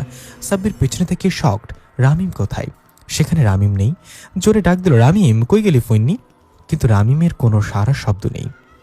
তাই সাব্বির ভাবল যা করার নিজেকেই করতে হবে। এই বলে সাব্বির পুরো শক্তি খাটিয়ে টেনে সেই হাতসহ মুখের কাছে নিয়ে এসে সজোরে কামড় বসে দিল। ভয়ানক এক চিৎকারে সাব্বিরের হাত ছেড়ে দিল এবং সে পানিতে তলিয়ে গেল। সাব্বির বোতল নিয়ে সেখান থেকে পিছিয়ে এলো তাড়াতাড়ি আর বলল, শালা এমন কামড় দিছি যে 14টা ইঞ্জেকশনও কাজ হবে না। আমার সাথে ভাওতাবাজি করস তাই না? আমি আমার গার্লফ্রেন্ডকেও আমার হাতে ধরতে দেই না। তুই কোন টুট্টুর? কিন্তু রামিম গেল কোথায়? এবার পেছনে তাকাতেই দেখে রামিম প্যান্টের চেন লাগাতে লাগাতে আসছে।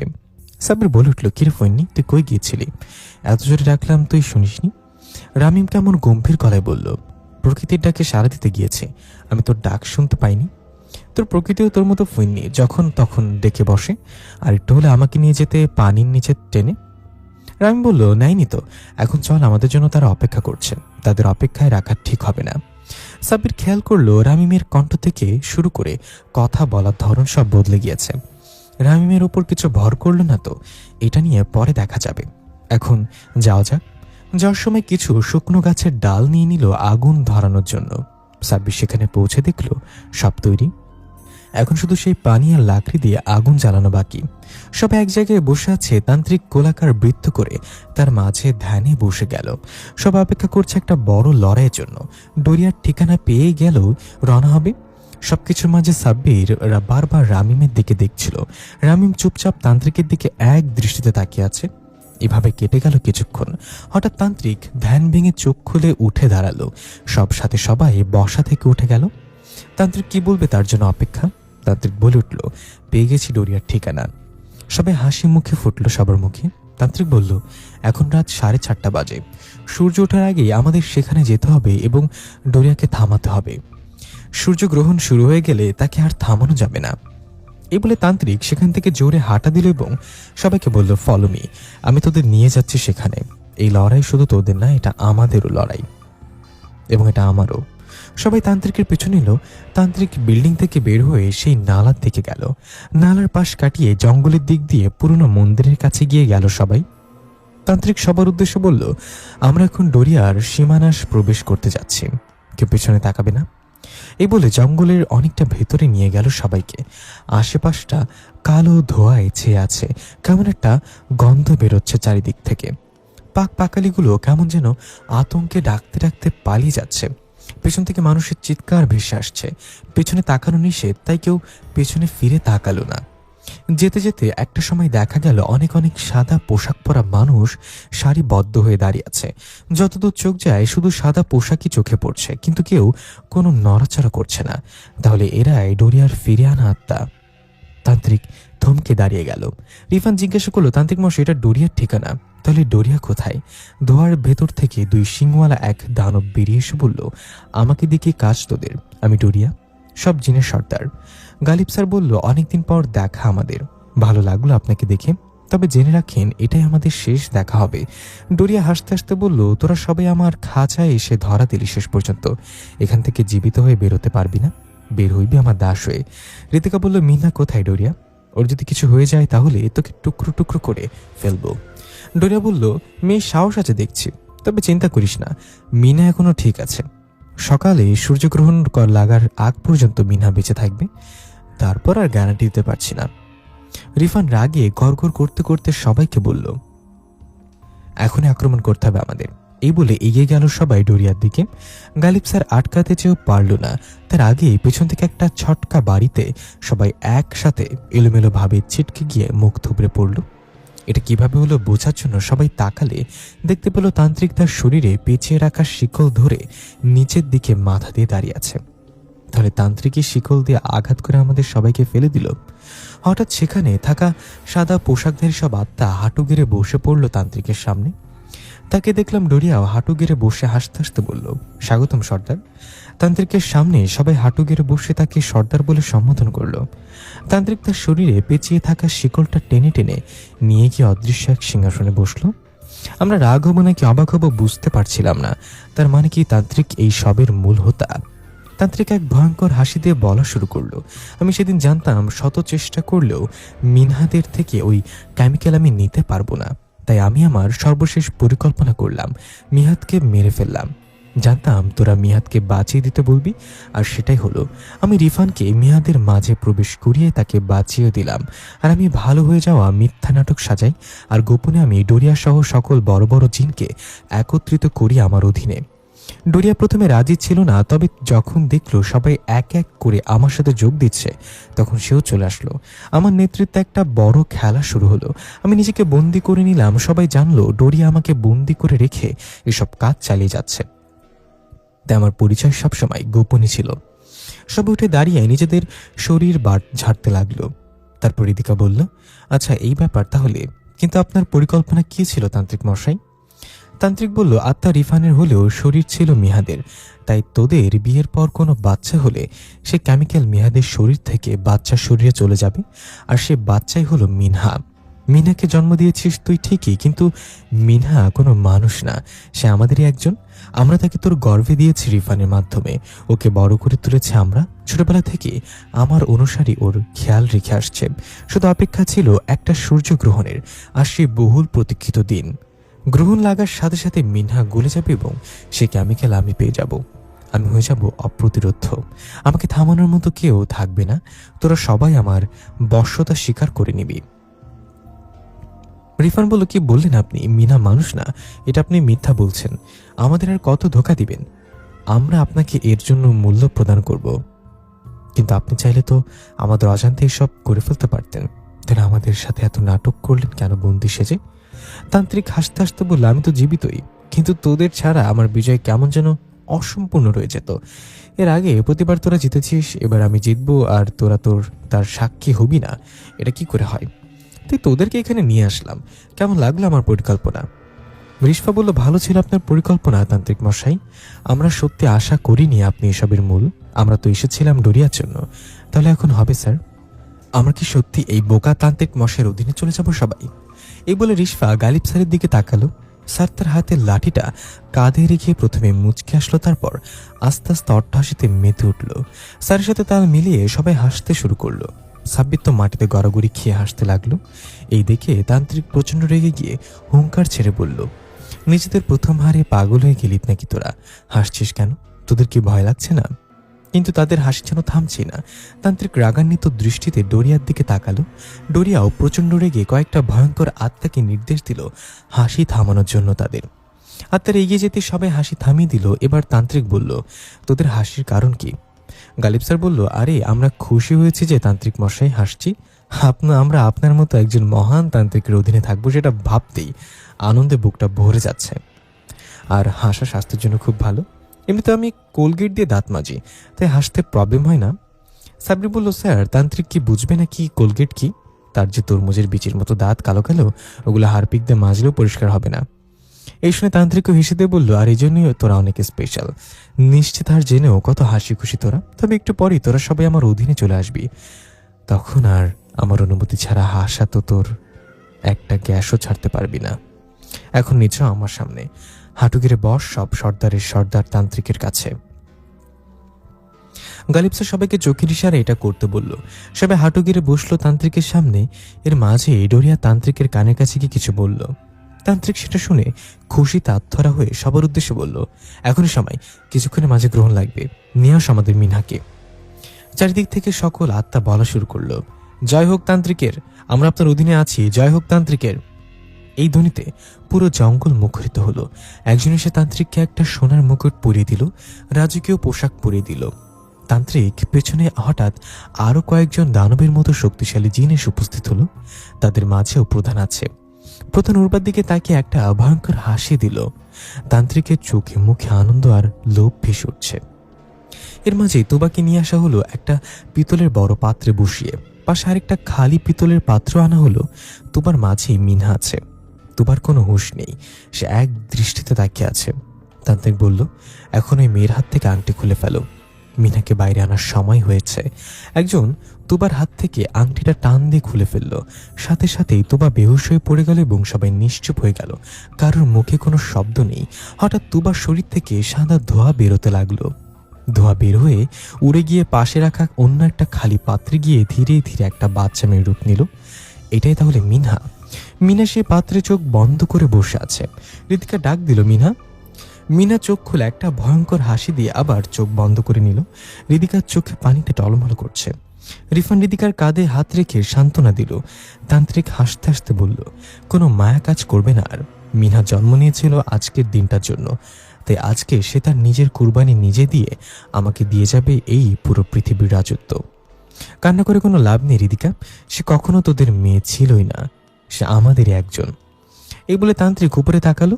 সূর্য উকি দিচ্ছে গাছের পাতার ফাঁকা দিয়ে। একটু পরই গ্রহণ লাগবে, তাই মিনাকে নিয়ে বসানো হলো সূর্যের আলো পড়ার স্থানে। তান্ত্রিক সহ সকল জিন চোখ বন্ধ করে কি যেন পড়তে লাগলো। গালিব স্যার সবার চোখে একবার করে তাকিয়ে কি যেন ইশারা করে জোরে চিৎকার দিয়ে বলল, এখন সময়।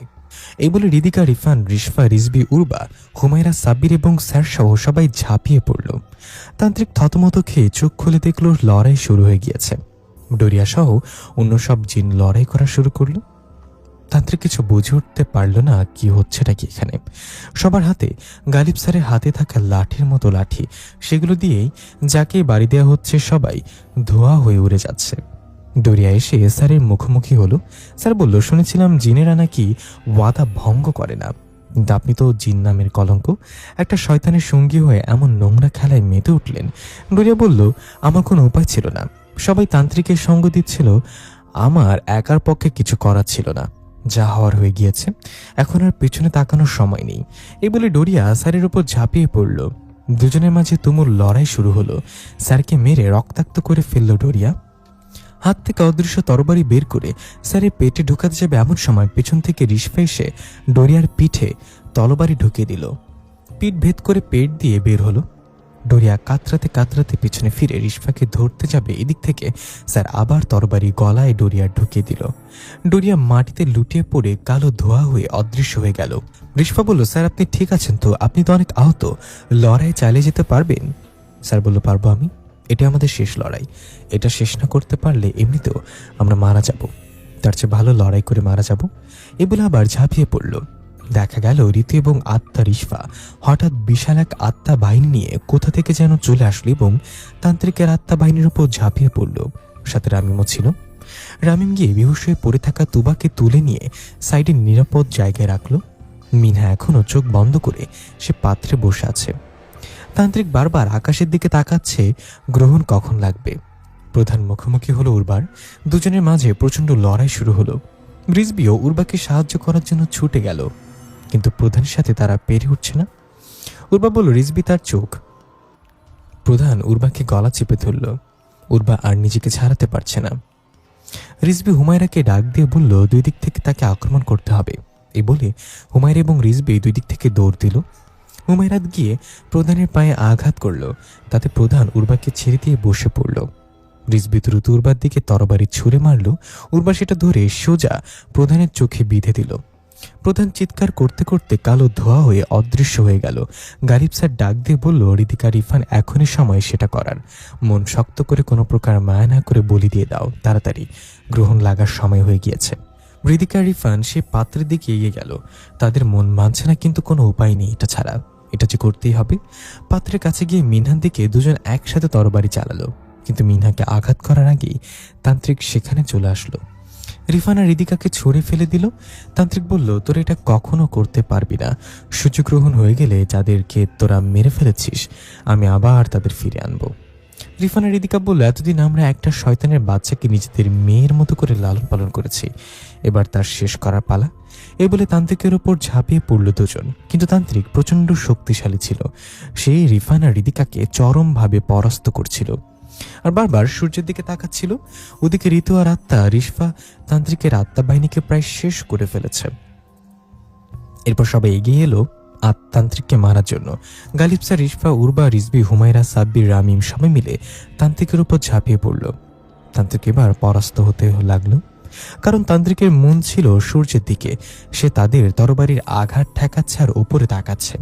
এক পর্যায়ে সূর্যের আলো মলিন হয়ে আসতে লাগলো, তার মানে গ্রহণ লেগে গিয়েছে। তান্ত্রিক তার শরীর থেকে আগুনের ফুলকি ছিটে দিয়ে সবাইকে ছিটকে ফেলে দিল আর হাসতে হাসতে বলতে লাগলো, আমি অপ্রতিরোধ্য। সবাই উঠে তাকিয়ে দেখলো মিনা আস্তে আস্তে গলতে শুরু করেছে। গালিব স্যার দিশাহারা হয়ে উর্বাকে বলল, উর্বা সেটা করো জলদি। এই বলে সবাই নিজেদের কান চেপে ধরল। উর্বা প্রচণ্ড শক্তিতে গলার পুরো জোর লাগিয়ে চিৎকার দিল। উর্বার চিৎকারে আশেপাশের গাছগাছালিগুলো ভেঙে পড়তে লাগলো। তান্ত্রিক চিৎকার করে নিজের কান ধরে বসে পড়ল। এই সুযোগে রিফান এবং রিদিকা দৌড়ে গিয়ে এক কোপে মিনার ঘাড় থেকে মাথা আলাদা করে ফেলল এবং রিদিকা কাঁদতে কাঁদতে মাটিতে বসে পড়ল। রিফানও মাথা নিচু করে রিদিকার কাঁধে হাত রেখে বসে পড়ল। সবকিছু যেন শান্ত হয়ে গেল। বাকি আত্মাগুলো ধীরে ধীরে অদৃশ্য হয়ে গেল। ঋতু এবং আত্মা রিশফা হাসতে হাসতে হাত নাড়িয়ে বিদায় জানিয়ে চলে গেল। তান্ত্রিক অসহায়ের মতো তাকিয়ে আছে মিমহার কাটা মাথার দিকে। গালিব স্যার বলল, তান্ত্রিক মশাই, লোভ সবসময় ধ্বংস ডেকে আনে। এখন আপনার মৃত্যু দিয়ে সবকিছু শেষ হবে। সেদিন যদি ভালো হয়ে যেতেন তাহলে আজকের দিনটা দেখা লাগতো না। তান্ত্রিক মাথা উঠিয়ে শান্তভাবে বলল, কিভাবে করলি এটা তোরা? তোরা কি আগে জানতি আমার পরিকল্পনা সম্পর্কে? গালিব স্যার এগিয়ে এসে বলল, হ্যাঁ মশাই, আমরা আগে জানতাম এসবের পেছনে আপনি আছেন। তান্ত্রিক হতাশ হয়ে বলল, এটা সম্ভব না। আমার পরিকল্পনা এত গোপন ছিল যে আমার অনুসারীরাও বুঝতে পারিনি এগুলো কার ইশারায় হচ্ছে। তোরা কিভাবে জানলি? গালিব স্যার বলল, আপনার পরিকল্পনা একদম পারফেক্ট ছিল তান্ত্রিক মশাই। আপনাকে খুঁজে পাওয়ার আগ পর্যন্ত সব ঠিকঠাক চলছিল। আমরাও জানতাম না আপনি এসবের মূল, কিন্তু সামান্য একটা ভুল করে ফেলেছেন। প্রথম ভুল, আপনি যেখানে নিজেকে বন্দি রেখেছেন সেখানে কোনো পাহারাদার ছিল না। ডোরিয়া এত শক্তিশালী একজন জিনকে বন্দি করে রাখবে আর সেখানে কোনো পাহারাদার রাখবে না। ডোরিয়া এতটাও অসতর্ক না। আমরা কোনো বিপদ ছাড়াই আপনাকে উদ্ধার করে ফেলি। এতেই আমাদের মনে প্রথম সন্দেহ জাগে। দ্বিতীয়ত, আপনি যখন ডোরিয়া সম্পর্কে আমাদের বয়ান দিচ্ছিলেন তখন আপনার মুখ এক কথা বলছে আর চোখ বলছিল আরেক কথা। মানে আপনি মিথ্যা বলছিলেন। ডোরিয়াই মূলত হুতা। আর তৃতীয় ভুলটা আপনি করেছেন আমাদের সাধারণ আর দুর্বল ভাবে নিয়ে। এসব শুনে তান্ত্রিকের রাগে তার হাত দিয়ে মাটি চাপড়াতে লাগলো আর বলতে লাগলো, আমি সব জিনদের সর্দার। তোদের জন্য আমি আবার ব্যর্থ হলাম। এবার আর কেউ কাউকে ছাড়ব না। এ বলে তান্ত্রিক তার লম্বা আগুনের তলোয়ার দিয়ে আক্রমণ করা শুরু করলো। শুরু হয়ে গেল তান্ত্রিকের সাথে তুমুল লড়াই। তান্ত্রিক রাগে যেন আরো ভয়ঙ্কর হয়ে উঠছে। সবাই চারিদিক থেকে হামলা করেও তান্ত্রিকের কিছু করতে পারছে না। সবাইকে মেরে রক্তাক্ত করে ফেললো। উর্বা কোনোরকম প্রতিরোধ করতে পারলেও বাকি সবাই মুখ থুবড়ে পড়ে রইল। তান্ত্রিক হিংস্র যন্ত্রের মতো হুঙ্কার করে বলল, ভেবেছিলাম পুরো পৃথিবী আমার অনুগত্য করবে। তোরা সব দুর্বল প্রাণী শক্তিশালী হয়ে ফিরবি আমার নির্দেশে, আমার হুকুম পালন করবি। কিন্তু তোদের বোকামির কারণে আমি আবার ব্যর্থ। তাই এখন তোদেরকে মেরে আমার রাগ সংযোজন করব। এই বলে উর্বাকে গলা ধরে উঠিয়ে ফেললো। উর্বা পা দুটো ছটফট করতে লাগলো নিজেকে ছাড়ানোর জন্য। রিজবি কোনো মতো উঠে দৌড়ে এলো, কিন্তু তান্ত্রিক তাতে এক লাথিতে দূরে ফেলে দিল। রিশফা কাছাকাছি থাকায় উর্বাকে বাঁচাতে ছুটে এলো কাপা কাপা পায়। রিশফাও গুরুতরভাবে আহত হয়েছে, তবুও উর্বাকে বাঁচানোর জন্য এগিয়ে এলো। রিশফাকে আসতে দেখে তান্ত্রিক উর্বাকে ছুঁড়ে ফেলে দিয়ে আগুনের তরবারিটা রিশফার পেট বরাবর ঢুকিয়ে দিল। কিন্তু সেটা রিশফার পেটে আঘাত করার আগেই গালিব স্যার দৌড়ে এসে রিশফাকে ধাক্কা দিয়ে ফেলে দিল আর তরবারিটা সোজা স্যারের পেট দিয়ে ঢুকে পিঠ ভেদ করে বের হয়ে গেল। রিশফা ঝাপসা চোখে এটা দেখতে পেয়ে স্যার বলে চিৎকার করে উঠল। সাথে বাকি সবাই নিজেদের আঘাতের কথা ভুলে স্যার বলে দৌড়ে ছুটে এলো। ততক্ষণে তান্ত্রিক তরবারি বের করে আরও একবার পেটে ঢুকিয়ে দিল। গালিব স্যার ধীরে ধীরে মাটিতে লুটিয়ে পড়ল। রিশফা পাগলের মতো দৌড়ে আশার দিকে নিভু নিভু চোখে তাকিয়ে মুচকে আসলো। আমরা চলে গেলাম একটু আগে, যখন তান্ত্রিক বলেছিল তার ধ্যানে বসার জন্য নালার পানি আর কিছু লাকড়ি লাগবে। তখন সাব্বির আর রামিম সেটা আনতে চলে গেলে গালিব স্যার আর রিফান গেল নিচে আত্মা রিশফাদের সেই ওয়াশরুমে তান্ত্রিকের চোখ ফাঁকি দিয়ে। কারণ তারা তখন জেনে গিয়েছে তান্ত্রিক এসবের পেছনের মূল হোতা। ওয়াশরুমে গিয়ে আয়নার সামনে দাঁড়িয়ে গালিব স্যার রিশফা বলে ডাক দিল আর রিফান ঋতু বলে ডাক দিল কয়েকবার। কিছুক্ষণ বাদেই আয়নার মাঝে রিশফা এবং ঋতু চলে আসলো। গালিব স্যার বলল, আমরা জেনে গিয়েছি ডোরিয়ার পেছনে কে আছে। ওই তান্ত্রিক এইসব কিছুর পেছনে। আমরা বুঝে গেছি এটা সে এখনও জানি না। আমরা না বোঝার ভান করে থাকবো ততক্ষণ পর্যন্ত যতক্ষণ না সে মিনাকে বাইরে আনছে। রিশফা বলল, এটা অনেক ভালো একটা খবর স্যার। যেহেতু তান্ত্রিকের আসল রূপ সম্পর্কে আমরা জেনে গিয়েছি, তাই এখন আমরা তার নির্দেশ পালন না করলেও সে আমাদের কোনো ক্ষতি করতে পারবে না। তাই আমরা আরও ভালো আত্মা জোগাড় করে আপনাদের সাথে যোগ দিব লড়াই। তবে তার জন্য আমাকে একজন মানুষের শরীরে প্রবেশ করতে হবে। গালিব স্যার একটু ভেবে বলল, সাবিরা রামিম গিয়েছে বিল্ডিংয়ের পেছনে পানি আনতে। তুমি তাদের মাঝে একজনের শরীরে প্রবেশ করে নিজের কাজ করতে পারো। রিশফা বলল, আরেকটা কথা স্যার, আমি জানি না এটা কিভাবে নিবেন, তবে আমরা সবাই মিলে তান্ত্রিকের বাহিনী ধ্বংস করতে পারলেও তান্ত্রিকের কিছু করতে পারবো না, আর তাকে না মারতে পারলে আবার সে নতুন কোনো পরিকল্পনা নিয়ে হাজির হবে। স্যার বলল, সেটা আমিও জানি। তান্ত্রিকের কিছু করার ক্ষমতা আমার কেন, কোনো জিনেরও নেই। তোমরা কোনো উপায় জানা থাকলে বলো, কোনো না কোনো উপায় তো আছেই তান্ত্রিককে শেষ করার। রিশফা বলল, স্যার, তান্ত্রিক তার সব শক্তি হারাবে যখন তার আগুনের তরবারি দ্বারা কেউ মারা যাবে। আমি বলতে চাচ্ছি, তার সাথে লড়াই করার সময় আপনাদের মাঝে কাউকে মরতে হবে, তাহলে সে তার শক্তি হারাবে। তবে দ্বিতীয় কাউকে হত্যা করার আগে তাকে মেরে ফেলতে হবে। যদি সে দ্বিতীয় কাউকে মেরে ফেলে তাহলে সে তার শক্তি আবার ফিরে পাবে। গালিব স্যার আর রিফান এক অপরের দিকে তাকালো। এটা কিভাবে হবে? কে মরবে প্রথমে তান্ত্রিকের হাতে? রিফান বলল, সেটা লড়াই করার সময় দেখা যাবে কার ভাগ্য সেই মৃত্যু লেখা আছে। রিশফা বলল, তাহলে আমি এখন যাই। আমি রাইমের শরীরে প্রবেশ করে ভালো আত্মাদের একত্রিত করে আপনাদের সাথে লড়াইয়ে যোগ দিব। এই বলে রিশফা চলে গেল। ঋতু এখনো দাঁড়িয়ে আছে। ইরফান বলল, কিরে, তুই কিছু বলবি না, নাকি ভাইয়ের ওপর অভিমান করে আছিস? ঋতু গালিব স্যারের দিকে তাকালো। স্যার বলল, এখন বলতে পারো, কারণ এখন না বললে আর বলা হবে না। ঋতু বলল, ভাইয়া, অভিমান তো একটু করেছিলাম। ভেবেছিলাম তুই সব শেষ করে আবার আমার কাছে ফিরে আসবে আত্মজগতে, কিন্তু তুই তান্ত্রিকের ফাঁদে পড়ে নিজেকে জীবিত বানিয়ে পৃথিবীতে থেকে গেলি। কিন্তু দেখলাম তুই অনেক ভালো আছিস, তেমন অভিমানও কেটে গেল। ভাইটাকে ভালো থাকতে দেখার চেয়ে সুন্দর অনুভূতি আর কি হতে পারে? রিফান বলল, আমাকে মাফ করে দিস বোন, আমি তোকে প্রতিটা মুহূর্ত মিস করি, কিন্তু হৃদিকাকে আমি অনেক ভালোবাসি, তাই থেকে গিয়েছে পৃথিবীতে। কিন্তু আমি জানতাম না এটা তান্ত্রিকের ফাঁদ। ঋতু বলল, যাই হোক, সেসব কথা বাদ। এখন তোকে যা বলবো সেটা মন শক্ত করে শোন। মিনা, যাকে তোরা পেলে পুষে বড় করেছিস, সে আসলে কোনো মানুষই না। সেই তান্ত্রিকের একটা দাবার গুটি, তাকে দিয়েই সে তোর সাথে প্রতারণা করে মিনহাদের শরীরে থাকা সেই কেমিক্যাল নিয়ে যাবে। এটা তার পরিকল্পনা। রিফান যেন নিজের কানকে বিশ্বাস করতে পারছে না। কি বলছে ঋতু এসব? মিনা একটা শয়তানের বাচ্চা। হৃদিকা শুনলে নিজেকে কিভাবে সামলাবে? ঋতু আবার বলল, ভাই, আমি জানি এটা তোদের জন্য কঠিন হবে, কিন্তু এছাড়া আর কোনো উপায় নেই। গালিব সারা জানে মিনাকে সূর্যগ্রহণের আগে মেরে ফেলতে হবে, তা না হলে তান্ত্রিক সফল হয়ে যাবে। রিফান বলল, তুই কি জানোস, তুই কি বলতেছস? মিনহা যদি শয়তানও হয়ে থাকে তবুও তাকে মারা আমাদের পক্ষে সম্ভব না। হৃদিকা পাগল হয়ে যাবে এটা শুনলে, তাকে কি সামলাবে? স্যার বলল, হৃদিকাকে তুমি বোঝাতেই হবে, এছাড়া কোনো উপায় নেই। আমি তোমাদের এই কোরবানির জন্য প্রস্তুত হতে বলেছিলাম। তুমি পুরুষ মানুষ, নিজেকে শক্ত করে হৃদিকাকেও মনোবল দিতে হবে। মিনা তোমাদের মেয়ের রূপে তান্ত্রিকের পাঠানো শয়তান, এটা হৃদিকাকে বোঝাতে হবে। ঋতু বিদায় নিয়ে চলে গেল। রিফানের মনের অবস্থা ভালো না। সে হৃদিকাকে এটা কিভাবে বলবে? স্যার বলল, এখানে আমরা যা জানতে পেরেছি সেটা সবাইকে জানাতে হবে, শুধু একটা কথা বাদে, আমাদের মাঝে কাউকে মরতে হবে এটা যেন কেউ না জানে, আমরা দুজন ছাড়া। তাহলে সবাই চাইবে নিজেকে বলি দিয়ে অন্যদের বাঁচিয়ে দিতে। এটা আমি চাই না। ভাগ্যে যা লেখা আছে তাই হবে। রিফান এটাতে সম্মতি দিল এবং সেখান থেকে চলে গেল দুজন। উপরে গিয়ে দেখলো সাব্বির আর রামিম এইমাত্রই এসেছে। রামিমকে অন্যরকম লাগছে, তার মানে রিশফা রামিমের মাঝে প্রবেশ করেছে।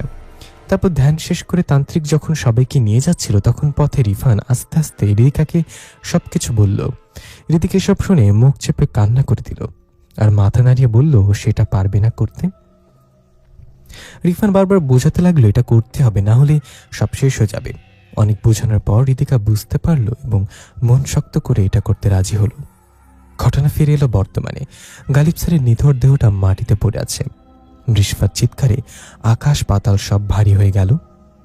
তান্ত্রিক বুঝতে পারলো তার শক্তি কমে গিয়েছে, তাই সে তাড়াতাড়ি দ্বিতীয় আঘাত করার জন্য রিশফার উপর তরবারি উঠালো। ঠিক তখনই পেছন থেকে রিফান তরবারি উঠিয়ে এক কোপে তান্ত্রিকের ঘাড় থেকে মাথা আলাদা করে ফেলল। তান্ত্রিক কাঁপতে কাঁপতে মাটিতে পড়ে অদৃশ্য হয়ে গেল আর তার মাথাটা সেখানে পড়ে রইল। সাব্বির গিয়ে সেটাতে সাথে সাথে আগুন জ্বালিয়ে দিল। এর সাথে তান্ত্রিকের কাহিনী শেষ হয়ে গেল। রিশফা স্যারের মাথাটা তার কোলে নিয়ে বারবার বলছে, স্যার এভাবে যাবেন না, আমাকে ছেড়ে দিন। আমি জানি আপনার কিছু হয়নি, আপনি ছাড়া এই পৃথিবীতে আমার কেউ নেই। এমনিতে আমার ভাগ্যটা তেমন ভালো না, আপনাকে হারানোর দুর্ভাগ্য যেন আমার না হয়। আপনি চলে গেলে আমি পাগল হয়ে যাব স্যার, প্লিজ চোখ খুলুন একবার। স্যার একবার বলেন আপনার কিছু হয়নি স্যার। হৃদিকা এসে রিশফাকে জড়িয়ে ধরে বলল, আপু স্যার আর আমাদের মাঝে নেই, আমরা হারিয়ে ফেলেছি তাকে। আমাদের সবাইকে বাঁচিয়ে দিয়ে শয়তানের নোংরা খেলা ধ্বংস করে স্যার নিজেকে উৎসর্গ করেছেন। আমিও আমার একমাত্র মেয়েকে হারিয়েছি, নিজের হাতে তাকে মেরেছি। সবাই হাঁটু গেড়ে বসে পড়ল স্যারের মৃতদেহের সামনে। সবার চোখের পানি আর ভালোবাসায় সিক্ত হলো স্যারের মৃত্যু। রিশফা আকাশের দিকে তাকিয়ে জোরে চিৎকার দিয়ে বসে পড়ল। 2 বছর পর সবাই নিজেদের মতো করে ভালো আছে। রিফান আর হৃদিকার একটা ফুটফুটে ছেলে হয়েছে। না, এবার শয়তান না, সব অভিশাপ কাটিয়ে নিজেদের সন্তানের সাথে খুব সুখে জীবনযাপন করছে তারা। রিজবি তার অস্পর্শনীয় গার্লফ্রেন্ড উর্বাকে নিয়ে বেশ ভালো আছে। তাদের মিল কখনো সম্ভব না, কিন্তু তারা চায় এভাবেই সারা জীবন কাটিয়ে দিতে। সাব্বির আর হুমায়রার বিয়ে হয়েছে রিজবির সম্মতি নিয়েই। রিজবি বিয়ের সময় সাব্বিরকে মজা করে জিজ্ঞাসা করেছিল সে যৌতুক হিসেবে কি চায়। সাব্বিরও মজা করে বলেছিল সে একটা আনোয়ার 5 হুন্ডা চায়। হুমায়রা হেসেতে বলল, ওটা আনোয়ার 5 হবে না গাধা, ওটা হবে R15। সবাই হাসি খুশি ছিল সে সময়। এদিকে রামিম তোবাকে ঠিকঠাক মতো তার মায়ের কাছে ফিরে দিয়েছে। তাদের বিয়ের কথাবার্তা চলছে। তোবার মা তো রামিমকে মেয়ের জামাই হিসেবে মেনেই বসে আছে। রিশফার সাথে 3 পিস পরে মাথায় ওড়না দিয়ে ভোর সকালে কুয়াশার মাঝে গালিব স্যারের কবরের সামনে দাঁড়িয়ে আছে এক মনে। হালকা মুচকি এসে একা কথাই বলল, ছোটবেলা থেকেই অযত্ন অবহেলায় বড় হওয়া এই রিশফাকে সব খুশি দিয়েছেন আপনি। শেষ নিঃশ্বাস পর্যন্ত আমার সাথে ছিলেন, এক মুহূর্তের জন্য চোখের আড়াল হতে দেননি। যেখানে আমার মরার কথা ছিল সেখানে আপনি নিজের বুক পেতে দিয়েছেন। একজন স্বামীর কাছে আর কি চায় একজন স্ত্রী? কত খুনসুটি, কত মিষ্টি মিষ্টি ঝগড়া, কত লড়াই একসাথে। যখন আমি অনেক রেগে যেতাম তখন আপনি মামার দোহাই দিয়ে বলতেন, পেতনিদের সাথে ঝগড়ায় জেতার চেয়ে শুয়ের ভেতরে সুতা ঢোকানো সহজ। তখন আমি আরও রেগে যেতাম। আপনি আমাকে জড়িয়ে ধরলেই আমার সব রাগ পানি হয়ে যেত। আমি কখনোই আপনাকে মুখ ফুটে একটা কথা বলিনি। আমি আপনাকে অনেক ভালোবাসি স্যার। পরকালেও যাতে আপনাকেই আমার স্বামী হিসেবে পাই। অনেক ধন্যবাদ স্যার আমার স্বামী হওয়ার জন্য। পেছন থেকে ছোট ছোট একটা ফুটফুটে বাচ্চা এসে তোতলানো কণ্ঠে বলল, আমার চলো না যাই। রিশফা বাচ্চাটাকে কোলে নিয়ে চুমু খেয়ে বলল, স্যার আপনার রেখে যাওয়া স্মৃতি শেষ স্মৃতি, আর আমার বেঁচে থাকার একমাত্র কারণ। আমাদের জুনিয়র গালিব।